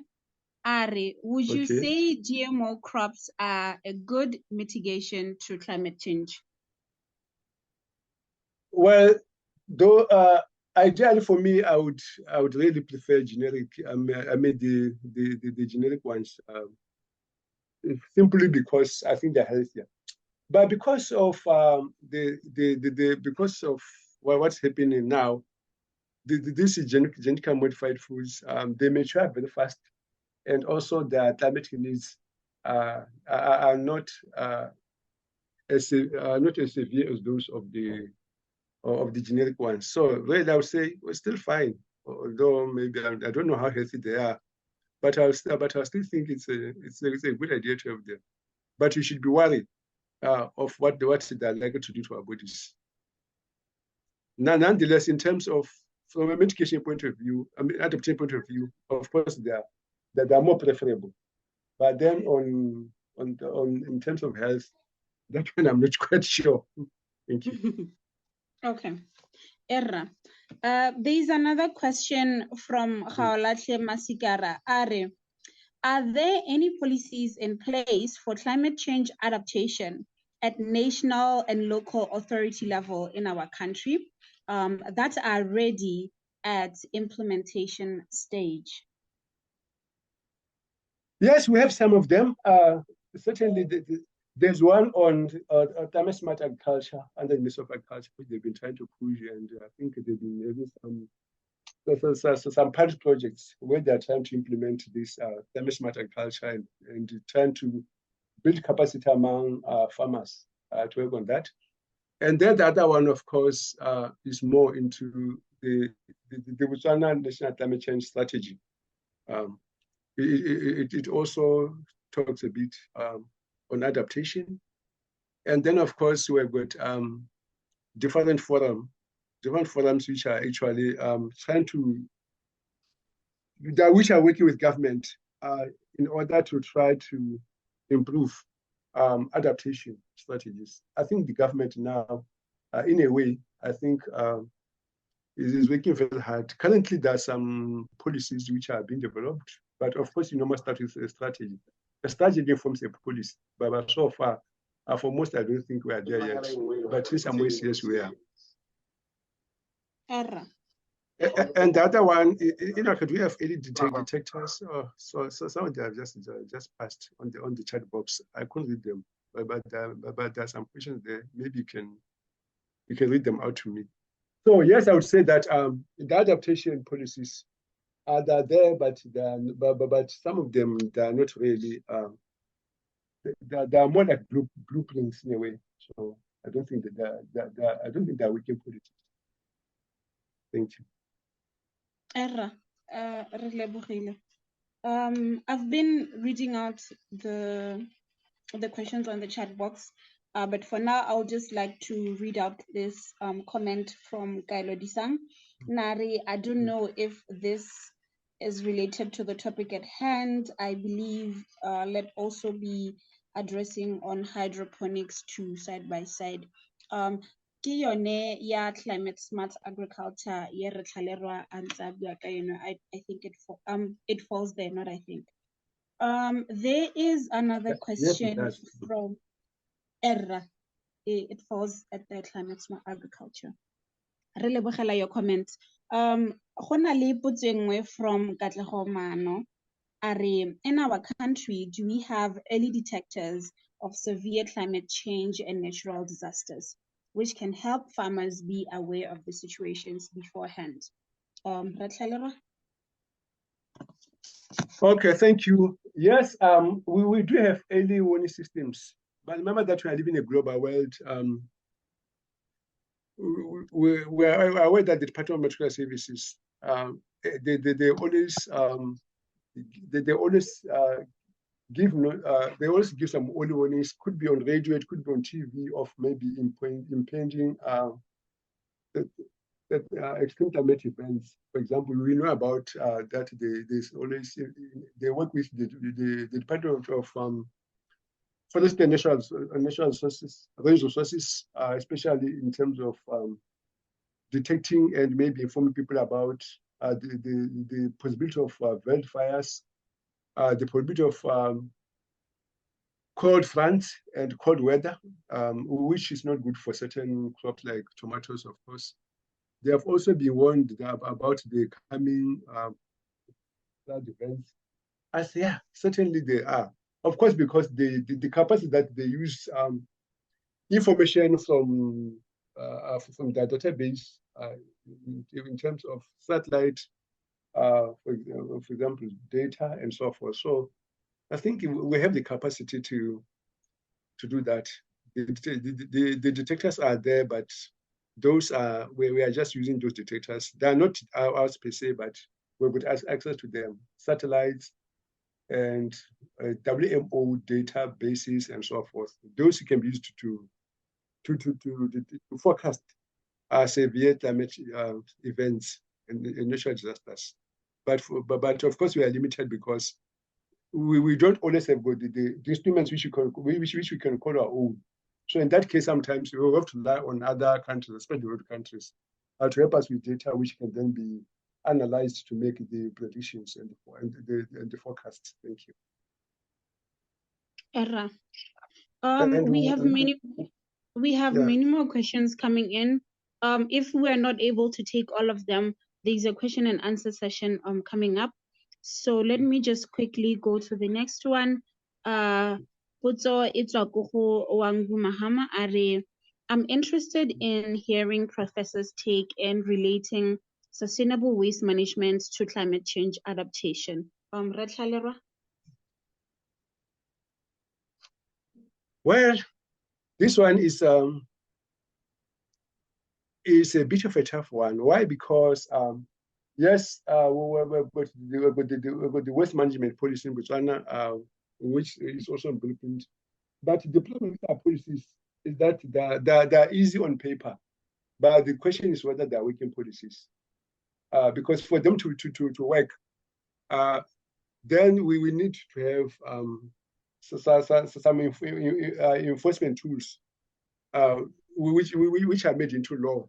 We should be able to regulate that, because the policy itself, it does not really enforce anything. So that's the problem. So the problem with waste management and how it can be related to climate change adaptation, I think that one is something which needs to be considered and probably put into force, because currently I can confirm that there is very little being done, at least practically, in terms of relating sustainable waste management to climate change adaptation. Erra, thank you. There's this question from Mumpuluki Hwatiwa. Are there any climate change interventions or strategies in Botswana? It disappeared. Wait a minute. Are there any climate change interventions or strategies in Botswana that are in place? If yes, how effective they are? I think this was partly answered from the previous questions, but we can always talk more about it at the question and answer session. Thank you for that question. That's true. Yeah, that's true. For example, the Kyoto Protocol, which was implemented, it's working quite well, and we see that even the industries who are involved in the manufacturing, they are also aware of these issues, and I think that they're being quite compliant. Erra. to the protocols which should be put before them by government and the UNFCCC. Era, there is a follow-up question on GMOs. You've said before that we should be a bit careful when it comes to them. Are GMOs part of climate smart agriculture? She goes on to say, personally, I'm not for GMOs, but I'm wondering how we can effectively advocate for climate smart agriculture if we ourselves don't really want everything that comes with it. Yeah, like I mentioned earlier, but in the real sense, we're talking about climate smart agriculture. You're talking about, it's not so much of the type of crops they're growing. It's whether they're able to withstand harsh climatic conditions, whether they're drought resistant, how much moisture they need.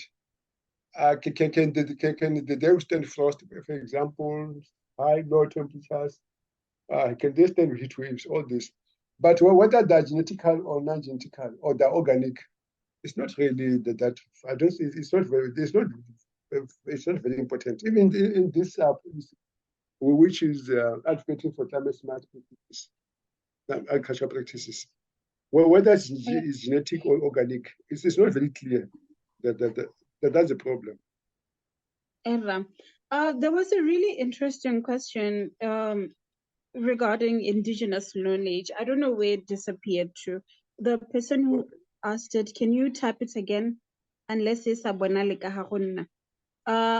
but we have just 3 more minutes to quickly go through these questions. So I'm gonna read them quickly and then give brief answers. We will discuss them further during the question and answer. Okay, here's the question. It's a goho rangwane. Are what of the indigenous knowledge systems that exist in Botswana or Southern Africa? What plans are being made to mainstream indigenous knowledge systems in this climate adaptation mission of ours? So he noted that he hasn't had any of the speakers touch on this. So can you quickly touch on it in a minute, and maybe we can take one more question before we go to the next speaker? Yes, let me call that ATK for short. I personally know that when I was growing up as a child, ITK was there. My parents, for example, they knew how to adapt to these climatic conditions. For example, changing cattle post at A at B, so you can move animals from A to B. They had so many farms, and he would also till them at different times of the year, and all those kind of things. So I would say that ITK has already been there, but have always been adapting to climate change. But it's just that maybe at that time, the climate conditions were not as severe as today. Now that with this climate change, the climate is desiccating. So obviously it needs more innovative ways to complement what we already have or what we already know about ATK. So I would suggest that maybe let's take ATK and then try to find a way of how to integrate it into the current adaptation strategies which are being advocated by climate observers and the climate change educators. Thank you.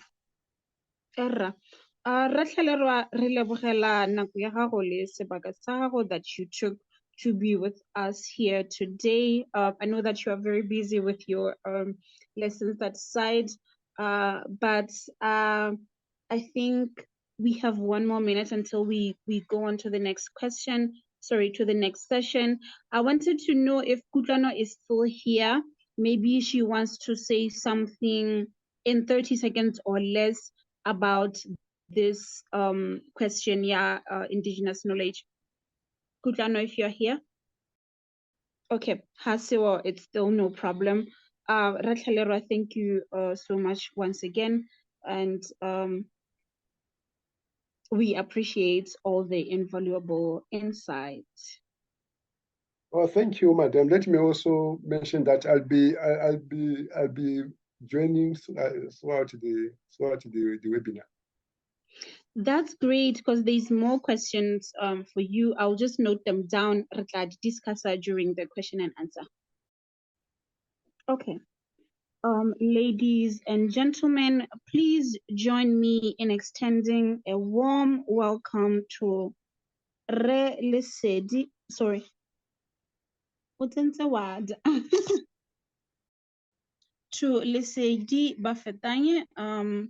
Your insights into climate mitigation and just transition are highly anticipated as we go on to the next session in today's webinar. We are honored to have you here to share your expertise with us today. Thank you for your commitment. Thank you. Audible? Yes, you're audible. So he's from the Ministry of Minerals, Energy and Water Resources. This underscores his dedication to shaping sustainable practices in Botswana, his understanding of complexities on mitigating climate change impacts while ensuring a just transition aligns seamlessly with the objectives of this seminar. So I would like to give the floor to you to take us through this session. Thank you very much, Chair. I'm in a place where in another meeting conference, which is there's a bit of background noise, so you would pardon me a bit for that. Am I expected to share something, or I can just speak from my notes? You may speak from your notes. Okay, all right. Okay, thank you very much, colleagues. I was told about this yesterday, so I don't know how well prepared I am, but I'll give it my best shot. Basically, for us in the Ministry of Minerals and Energy, as it has been said, we deal mainly with the issue of climate change mitigation. And basically, the difference, I don't know if you've talked already about adaptation. Climate change mitigation refers to efforts to reduce or prevent emissions of greenhouse gases. It differs with adaptation is in the sense that mitigation efforts precede the actual emissions themselves, while adaptation mainly deals with helping the ecosystem or human beings to deal with GHGs in response post the emissions themselves. So climate change mitigations can mean using new technologies, for example, renewable energy.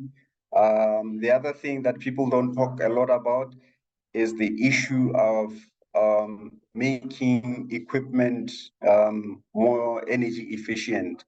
In you having more energy efficient equipment, it means you are using less energy, and less energy means you are emitting less.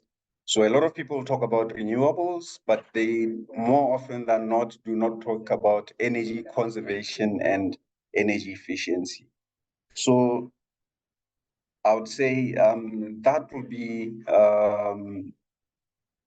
how I would describe mitigation. It can be as complex as a plan for a new city, new highways with bicycle lanes, new bus lanes, or it can be as simple as a small thing like a small cook stove design, for example.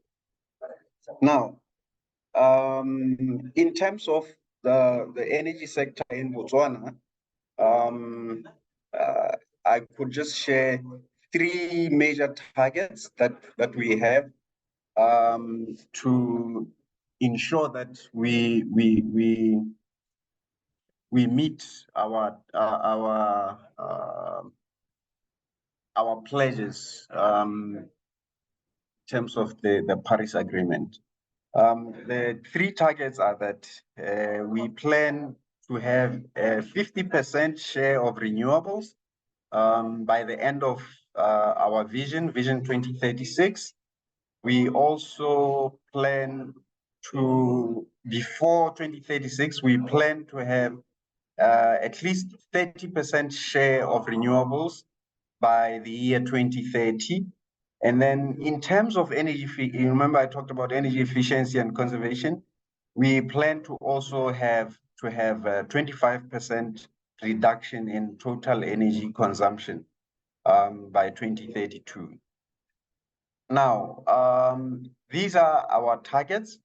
In terms of our own national development plan, and also in terms of what we have ratified in the Paris Agreement. I'm saying all of this, and remember that the background of all of this is that in terms of our energy emissions in Botswana, the energy sector accounts for about 70% of 60 to 70% of our emissions, and that's quite significant. Now, the one thing that we are trying to do as a ministry is that we realize that meeting our national targets, in the past we've always looked at government efforts, and we now realize that these targets, we should have as much private sector participation as possible. This is why in our new integrated resource plan that was approved in 2020, we've decided that all the projects that we are going to undertake going forward are going to be done through what we call independent power producers. We plan to have up to 1,000 megawatts of new energy renewable projects by 2030, where private sector will build these power plants. Then they sign what we call power purchase agreement with Botswana Power Corporation. And then they build the plants and they sell the power to government through Botswana Power Corporation. So those are the some of the projects that are already ongoing. Include 100 megawatts solar power plant in Jwaneng, another one in Silibe Peak, 100 megawatts. As we speak, we are floating another tender for 200 megawatts of what we call CSP, or concentrated solar plants. And we have other smaller ones, about 12 of them. When you add them together, they make about 35 megawatts in major cities and towns in Botswana, some in big villages, like some have been already commissioned in Shakawe and Bobono. There's other areas like Maum, Lobatse and Khanzi, which are also being floated. The tenders are being floated. Now, in terms of assistance that we have received through these climate change negotiations and financial support from international development partners, we have some assistance. We've had some assistance from the likes of World Bank. We've had assistance from the likes of International Atomic Energy Agency and the African Development Bank. So I think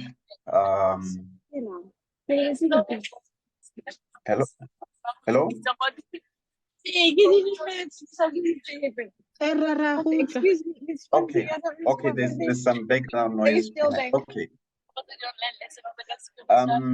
Yes, so I was talking about the assistance that we have received so far. Now, in terms of the challenges, you would realize that what we are going through, not only as Botswana, but as the world, is that we are going through a transition where we had our traditional power plants, coal power plants and the likes, and we're in a transition to into a carbon pathway where we have where we like to have systems or plants that emit less. It comes with challenges, and one of the biggest challenges is cost.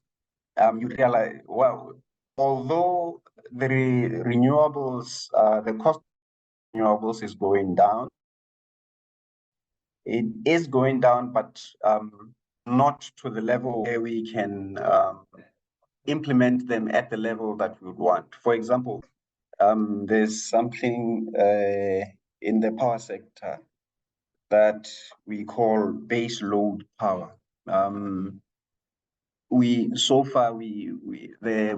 It's cheaper to employ renewables during the day when there's sunshine, but once you add the cost of storage, the cost goes quite high, and to cover such costs is one of the challenges that we have.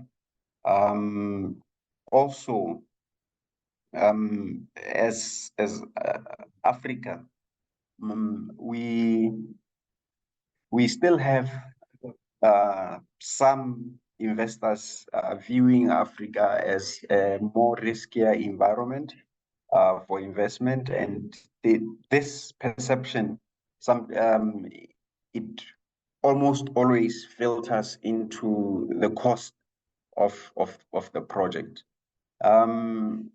Other challenges include, total refurbishment of our network or power systems to be able to cope with injection of a lot of renewables. So these are some of the cost of transition into more renewables in our systems. Now, this brings me to the last point that I want to talk about, which is the issue of just transition, which is one of the topical issues at this climate change discussions, that as developing countries, as we transition to these new systems with more renewables injected, it should be done in such a way that it does not disadvantage us, and we should do it in such a way that we don't, as we transit, we build newer green plants, we don't lose jobs. So this is still a hot topic in terms of what does it mean, what does what for Botswana, for example, what just transition means. You'll find that the conditions that we have here would differ from probably another country. So it's important for us to really thrash the issues to see how this transition will disadvantage us and close the gap by requesting for assistance to close that gap. I wish I had more time to talk about other issues relating to mitigation. There are other issues such as mitigation core benefits, other issues such as climate justice, other issues such as net zero policies. But for now, I think I would like to stop there and take any comments or questions that the floor may have. Thank you very much. Re lebogile, re lesedi. Thank you so much for that presentation. Re lesedi o buile go le gontsi ga go tsena mo dikganyeng tsa adaptation and mitigation. So basically o na tlaleletsa mo go senne se buiwa ke Rre Tlhalerwa on the previous session about adaptation to climate change. But a reoccurring theme e re bonang, and I hope gore la e lemoga ke ya gore action must be localized. National circumstances should be taken into account. Le gore the way we adapt to climate change or the mitigation efforts that we have will differ from region to region. So the participants who are here, ne ke rata go le bolella gore all of these topics di tla be di discussiwa more in length at the main conference of youth, which is going to be happening on the 4th and 5th of October 2023. So dintlha tse dingwe tse re lesedi a buileng ka tsone le fa re sa di bua ra di tlhalosa ra bua ka tsone mo motsotsong mo nakong e re tla bua thata ka tsone in length at the main conference. So, Rele Sedi, there were some questions at the previous sessions tse gore they were more suited for this particular topic. So, potso ya ntlha ya re, with implementation of certain interventions like online networks for farmers, how do we get it to the farmers who need it the most but aren't really big on technology? Can you repeat the question, please? Potso go raya gore ke ya mitigation ya re le adaptation ya re, with implementation of certain interventions like networks for farmers, how do we get it to the farmers who need it the most but aren't really big on technology? Okay. When you say network, I assume you mean power or electricity networks. What we are doing as government, in fact, let me put it this way. We have a two-pronged strategy, if I might put it that way. We want farmers to have access to electricity through the national grid. However, there are some areas where it is not economically feasible to pull the grid to those areas. And in those areas, we find that it is more feasible to use what we call off-grid solar systems. As a ministry right now, what we are doing is we have agreed with, or we are in the negotiations with National Development Bank, which also is in touch with farmers through other programs like provision of solar water pumping systems. We are going to provide grants and loans, low interest loans where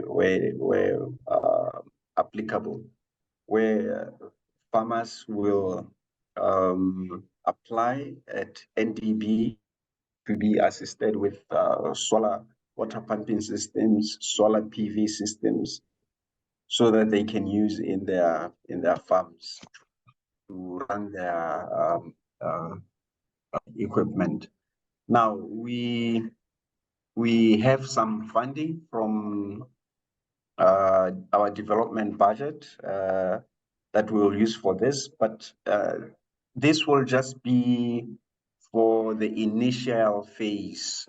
Probably we're still at the tail end of finalizing the program, but our intention is that we will assess low income farmers, for example, and then give them grants, and then those who are more able, we give them low interest loans.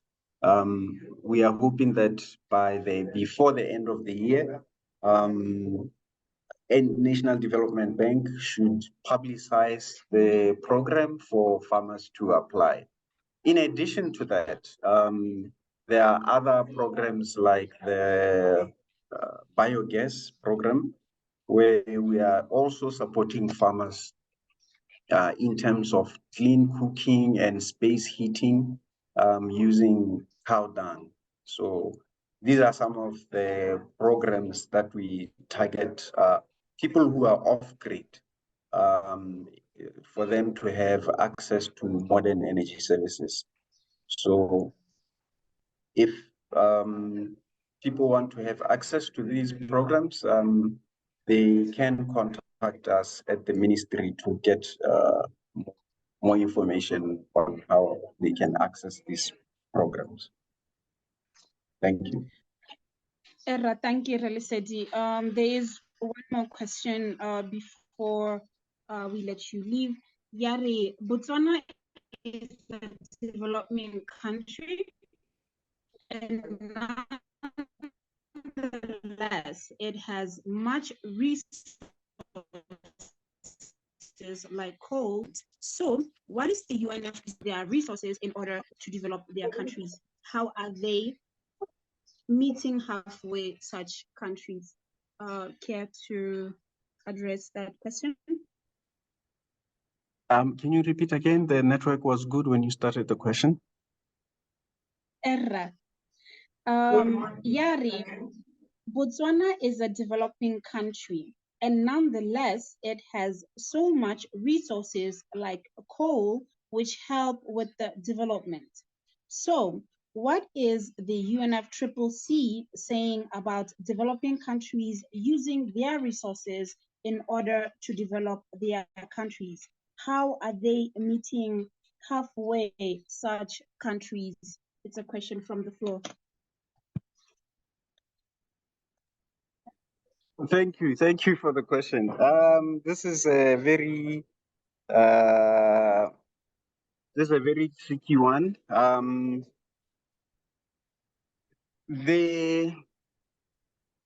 At the negotiations, there is an issue. Let me talk about coal because this is what we have. There's an issue on whether to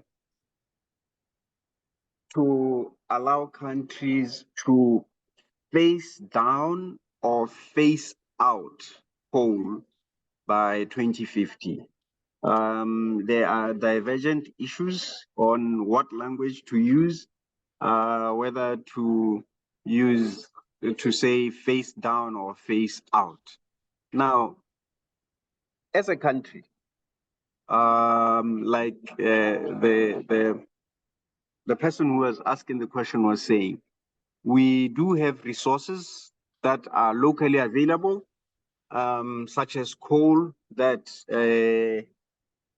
we have at our disposal, that we have in our hands that we can use.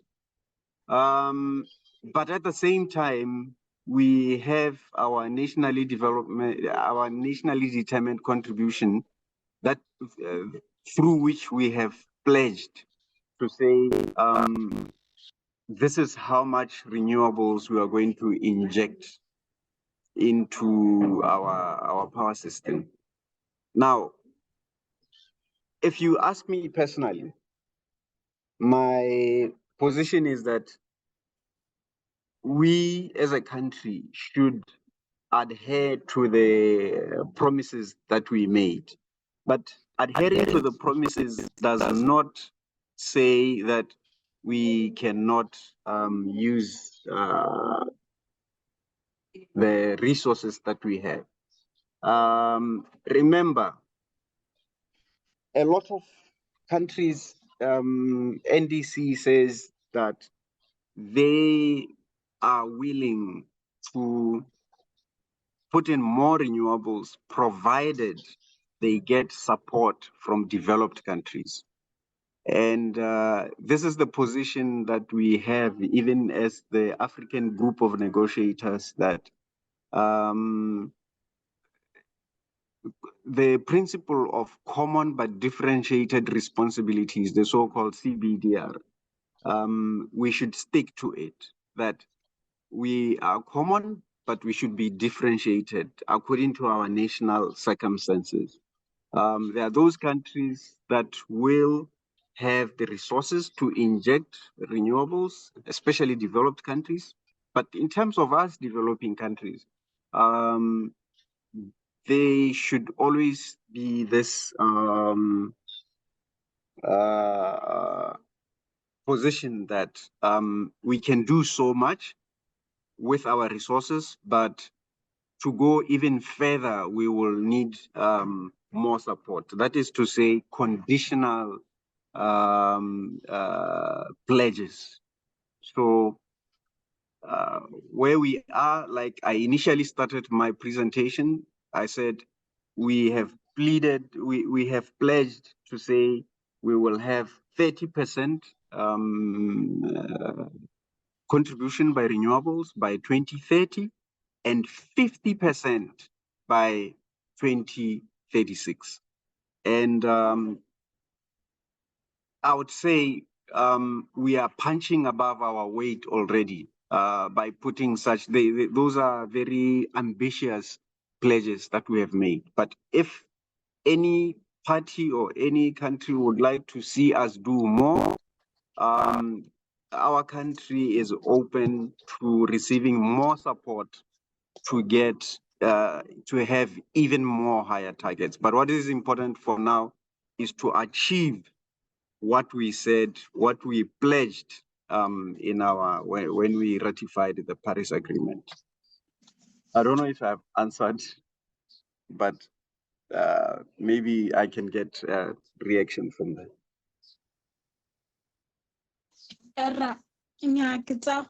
We arabile, but because this was more of introductory or a preparation webinar for what is going to be happening at the main conference. The idea is to get people to at least have a background knowledge about these topics and get an appreciation of these discussions, so that when we're at the main conference, our dialogue is going to be, you know, more enhanced. But before you go, I know that you're really busy right now. This question from guys, financial boost. What role have international collaboration played in Botswana's mitigation and transition strategies? They go on to say, also, I heard you talking of grants and loans given to farmers. I am interested in knowing what the ministry is doing to also foster innovation and research in the field of climate mitigation and transition. So, and then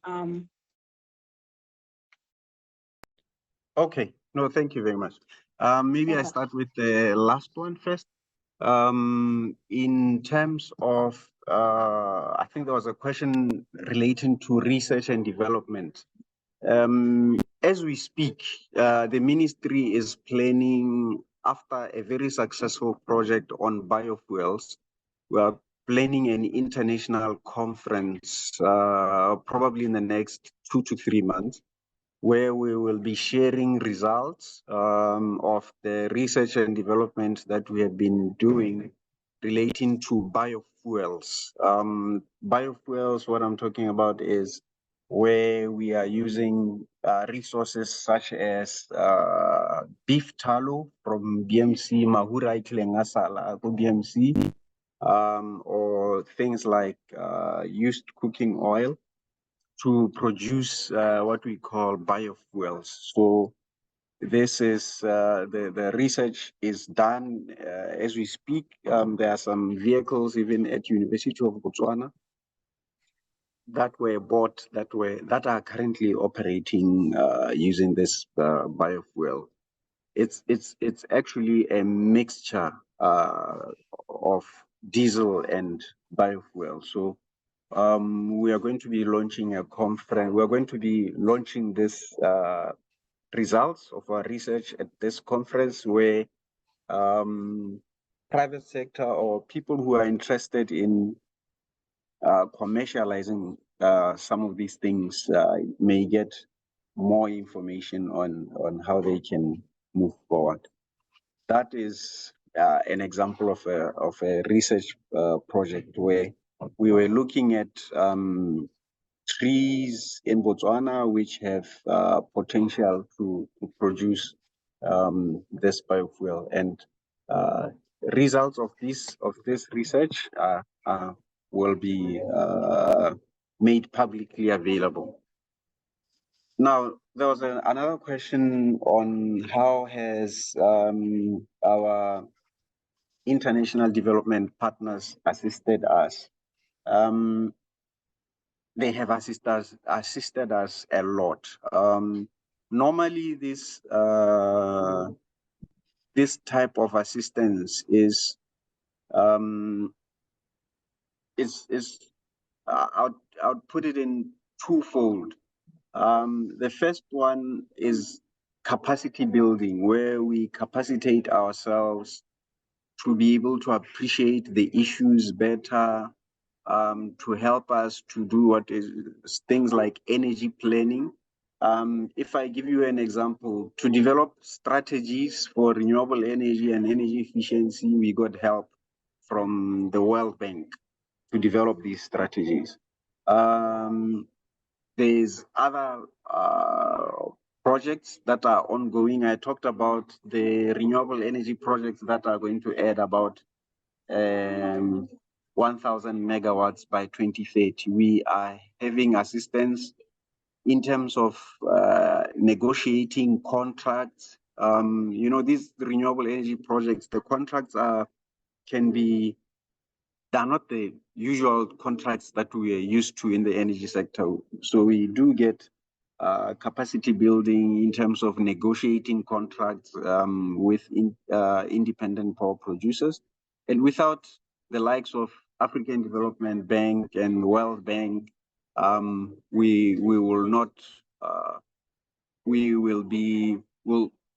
able to do our work efficiently. So these are just one or two examples, but there has been many examples over the years of assistance by these international development partners to help us.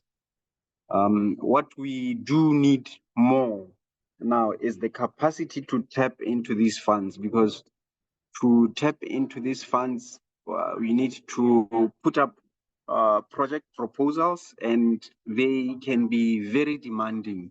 And we keep on making efforts to capacitate ourselves to be able to write even better proposals so that our chances for winning these proposals, if I may put it that way, we increase our chances. So in a nutshell, we've had a lot of help. Thank you. Thank you so much for answering the question. But I just wanted to ask the really steady. You talked about these independent power producers. Most of them, where are they from? Are they talk about the local investors, or talk about foreign investors? If they are local investors, normally where do they get the capital to invest? Thank you, Rethalero. Yes, that is a very good question. It's something that we have pondered on for a long time. And when we do float these tenders through Botswana Power Corporation, they have added a requirement in some of them that they should be local partners. They have put in some conditions. I can't remember them off the top of my head, but they've put in some conditions to say if it is a 20-year power purchase agreement, over such and such a time, the shareholding of the local should increase from this much to that much. And that is for the much bigger, more complex projects. But for the other smaller ones, I think up to around about 5 megawatts, we have been very clear that those are reserved for the local companies. They are free to get partners, but those we have been very clear that the local partners, the local investors should tender for those. The thing is, you have to be careful to balance your interest in terms of citizen economic empowerment and not actually scaring investors away. But these things are experiential, if I may put it that way. If you read in literature, you'd realize that South Africa also between 2012, I think, between 2012 and 2020, they had their own independent power producer program, and they put some of these conditions, and you get feedback as you refine your procurement.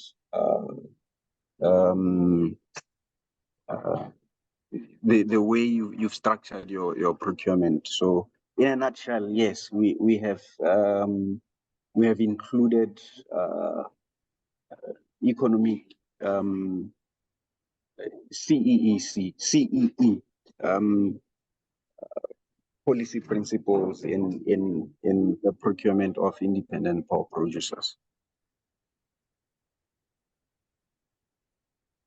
Just a quick follow-up before they close the session. You talked about this integrated research plan, the LP. I know that it's quite ambitious in terms of developing this solar PV power station, CSP, and so forth. But you know that these are land intensive, especially if you want to construct solar farms which can deliver the required capacity. Do you do any environmental impact assessment, or maybe consider the trade-offs such as biodiversity loss when you embark on these solar farms? Because I imagine that a lot of vegetation has to be cleared and so forth. Can you repeat the question again? It wasn't very clear coming up. No, I was saying that you talked about IRP, that's the integrated resource plan. Yes. And you talked about how ambitious it was in terms of developing solar power stations. It could be PV, it could be CSP, towards meeting the targets set by Vision 2036. Now, I was saying that when you work on those projects, do you consider the trade-offs which are likely to arise, especially if it involves land allocation? Given that most of these projects, if you want to have a solar farm, you have to clear a lot of vegetation and destroy certain things to get all that. And those are vegetation is carbon sink. So it's like a trade-off. You lose something, you gain something. But have you considered the full life cycle cost benefits of these power plants? Yes, that is a brilliant question. Yes. When what you call the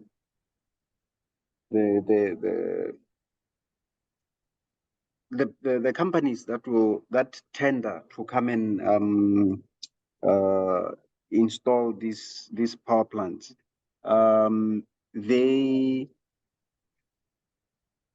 they have to show in their modeling. Remember, these things you model them first, and in your modeling you have to show the environmental considerations that you have made. You have rightly pointed out that trees are a sink, and they help us to absorb these emissions. So they do have to show that we used this technology, and this is the trade-offs that it has in terms of environmental considerations. We are also working very closely with the Department of Environmental Affairs, who decide in terms of the assessment, the assessment that has to be done before the project is approved. And lately,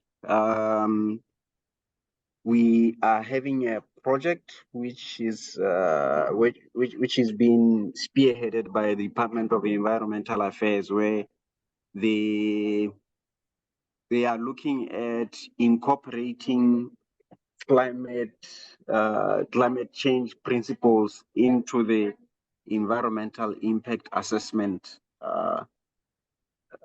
considerations or act.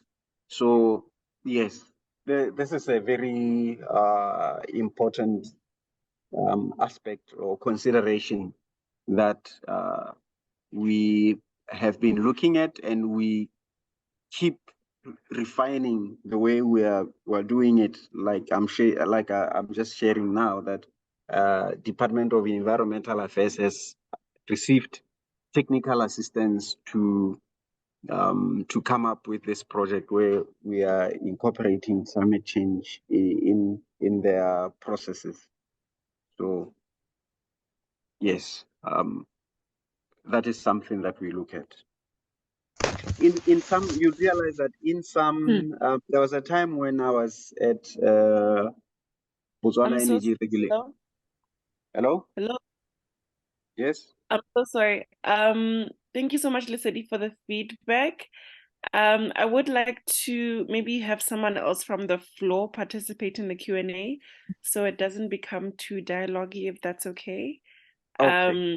But we will definitely maybe connect you guys so you can have a conversation there, because it seems like you have quite a lot to discuss. I see there's a hand up from Tutoma Sole. Are you able to unmute and ask your question? Okay, hello. Awesome. Hi, we can Am hear I you. Go audible? ahead. Yes. Okay, thank you. This is a question to Relesedi. So you piqued my interest the most when you're talking about biofuel and the research center in UB. But my question it revolves around the application of mitigation and transitioning to agriculture. That is there an office or an organization that could provide with necessary information regarding how kitchen waste can be transitioned into poultry feed through worm breeding? Thank you. That is my question. Is it clear? I I had the question. I'm not sure if I have the answer for that. I don't know if it's an energy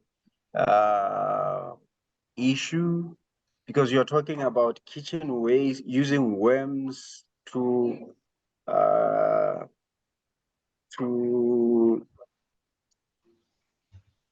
improve in the the diet. production of feed for chickens. Is that what you're saying?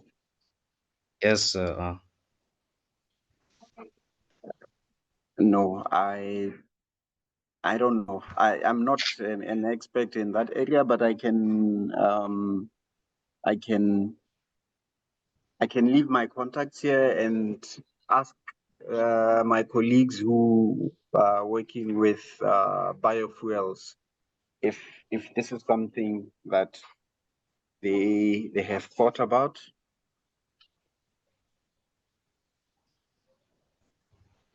Okay, thank you. I guess I'll get your contact. Okay. Thank you, Reliseti, for nako ya gago le go araba dipotso. I would like to reassure the participants ba ba leng fa gore although re na le dipotso tse dintsi tse dingwe ga di a kgona go arabiwa, in the interest of time re tshwanetse go tswelela pele e sale re le fa since 9 a.m. Re tshwanetse go fetsa ka nako ya 12 midday. So dipotso tsotlhe re di kwadile re di beile sentle di tla addressiwa mo outputting ya this webinar and all the other slides later on they will be sent to you. Relesedi, re lebogile. Thank you very much. Thank you for the opportunity. Thank you for your questions. Like I said, I'll leave my contacts, Le Pato, and if there's any more engagement that the participants would like to have, I'm available. And thank you very much. As we draw close to the conclusion of our engaging webinar on enhancing youth leadership and climate action for sustainable development in Botswana, it is my privilege to introduce a young leader who has been an instrumental force in shaping environmental awareness and conservation efforts in his own right. Mr. Mumpuluki Khwatiwa is a prominent member of the University of Botswana Wildlife and Environmental Conservation Society. He joins us to deliver the all-important vote of thanks. Mr. Khwatiwa's journey reflects resilience and tenacity of youth leadership in climate action. And Mumpuluki, ke go fa sebaka.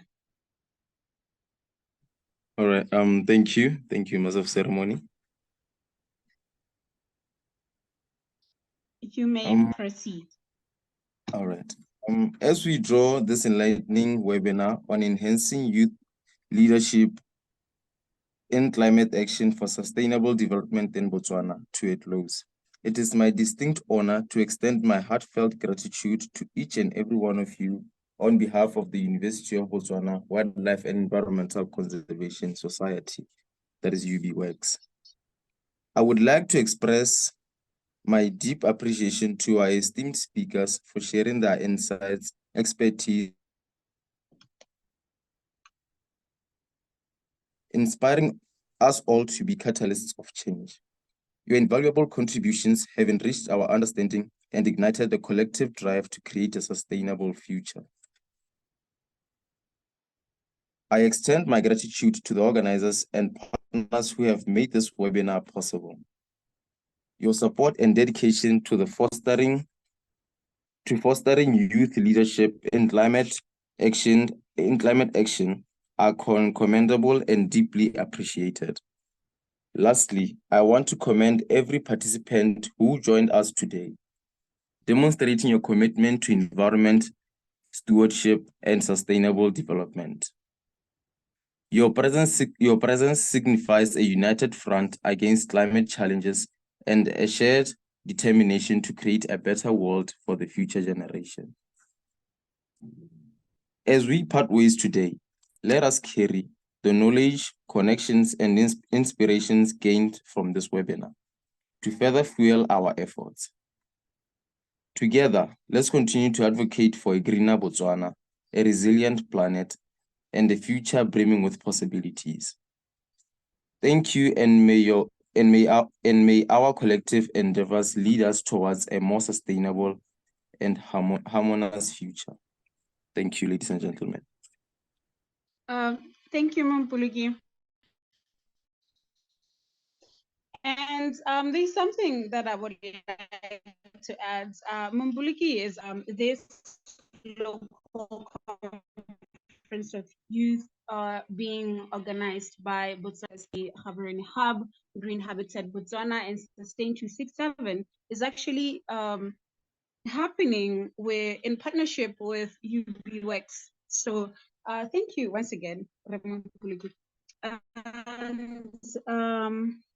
moving on to the very last item on today's program, please meet Louisa April, a communications expert and visionary behind Branding Akosua, an integrated strategy agency based in Botswana. They are also partners for this local conference of youth. Through her agency, Louisa passionately supports women-led businesses, guiding them to create digital strategies that align with Sustainable Development Goals, the SDGs, fostering community impact and empowerment. Louisa is more than just a professional. She is a dedicated climate advocate. As a member of the Global Shapers Community Gaborone Hub and Reality Climate Leader trained in 2020, she showcases her commitment to addressing environmental challenges with actionable solutions. Louisa, I give you the floor for the closing. Thank you so much. Thank you so much. This is really just to say thank you all for showing up today. We would love to invite you to our future events, particularly the LCOY Botswana 2023 main event, where we'll have youth coming together with key decision makers to basically inform what is happening around climate in Botswana, for us as youth and as people to have a voice in what is being said and done and taken decisions upon with regards to climate change. So we definitely do encourage you to particularly register for the event. There's a QR code on the screen. If you can just take a picture, or if you can go ahead and scan it and register. It is happening on the 2nd and 3rd of September, if I'm not mistaken. But yes, do go ahead and register. We're going to send you an email with all updates with regards to future events, and also just to stay up to date with everything climate. We thank you so much for coming through today, and we hope to see you at the next session. Thank you, Louisa. Everybody, you've been wonderful participants. And with that, date di 4 le di 5 tsa October for main conference. So thank you so much. Have a wonderful afternoon. Thank you for your time.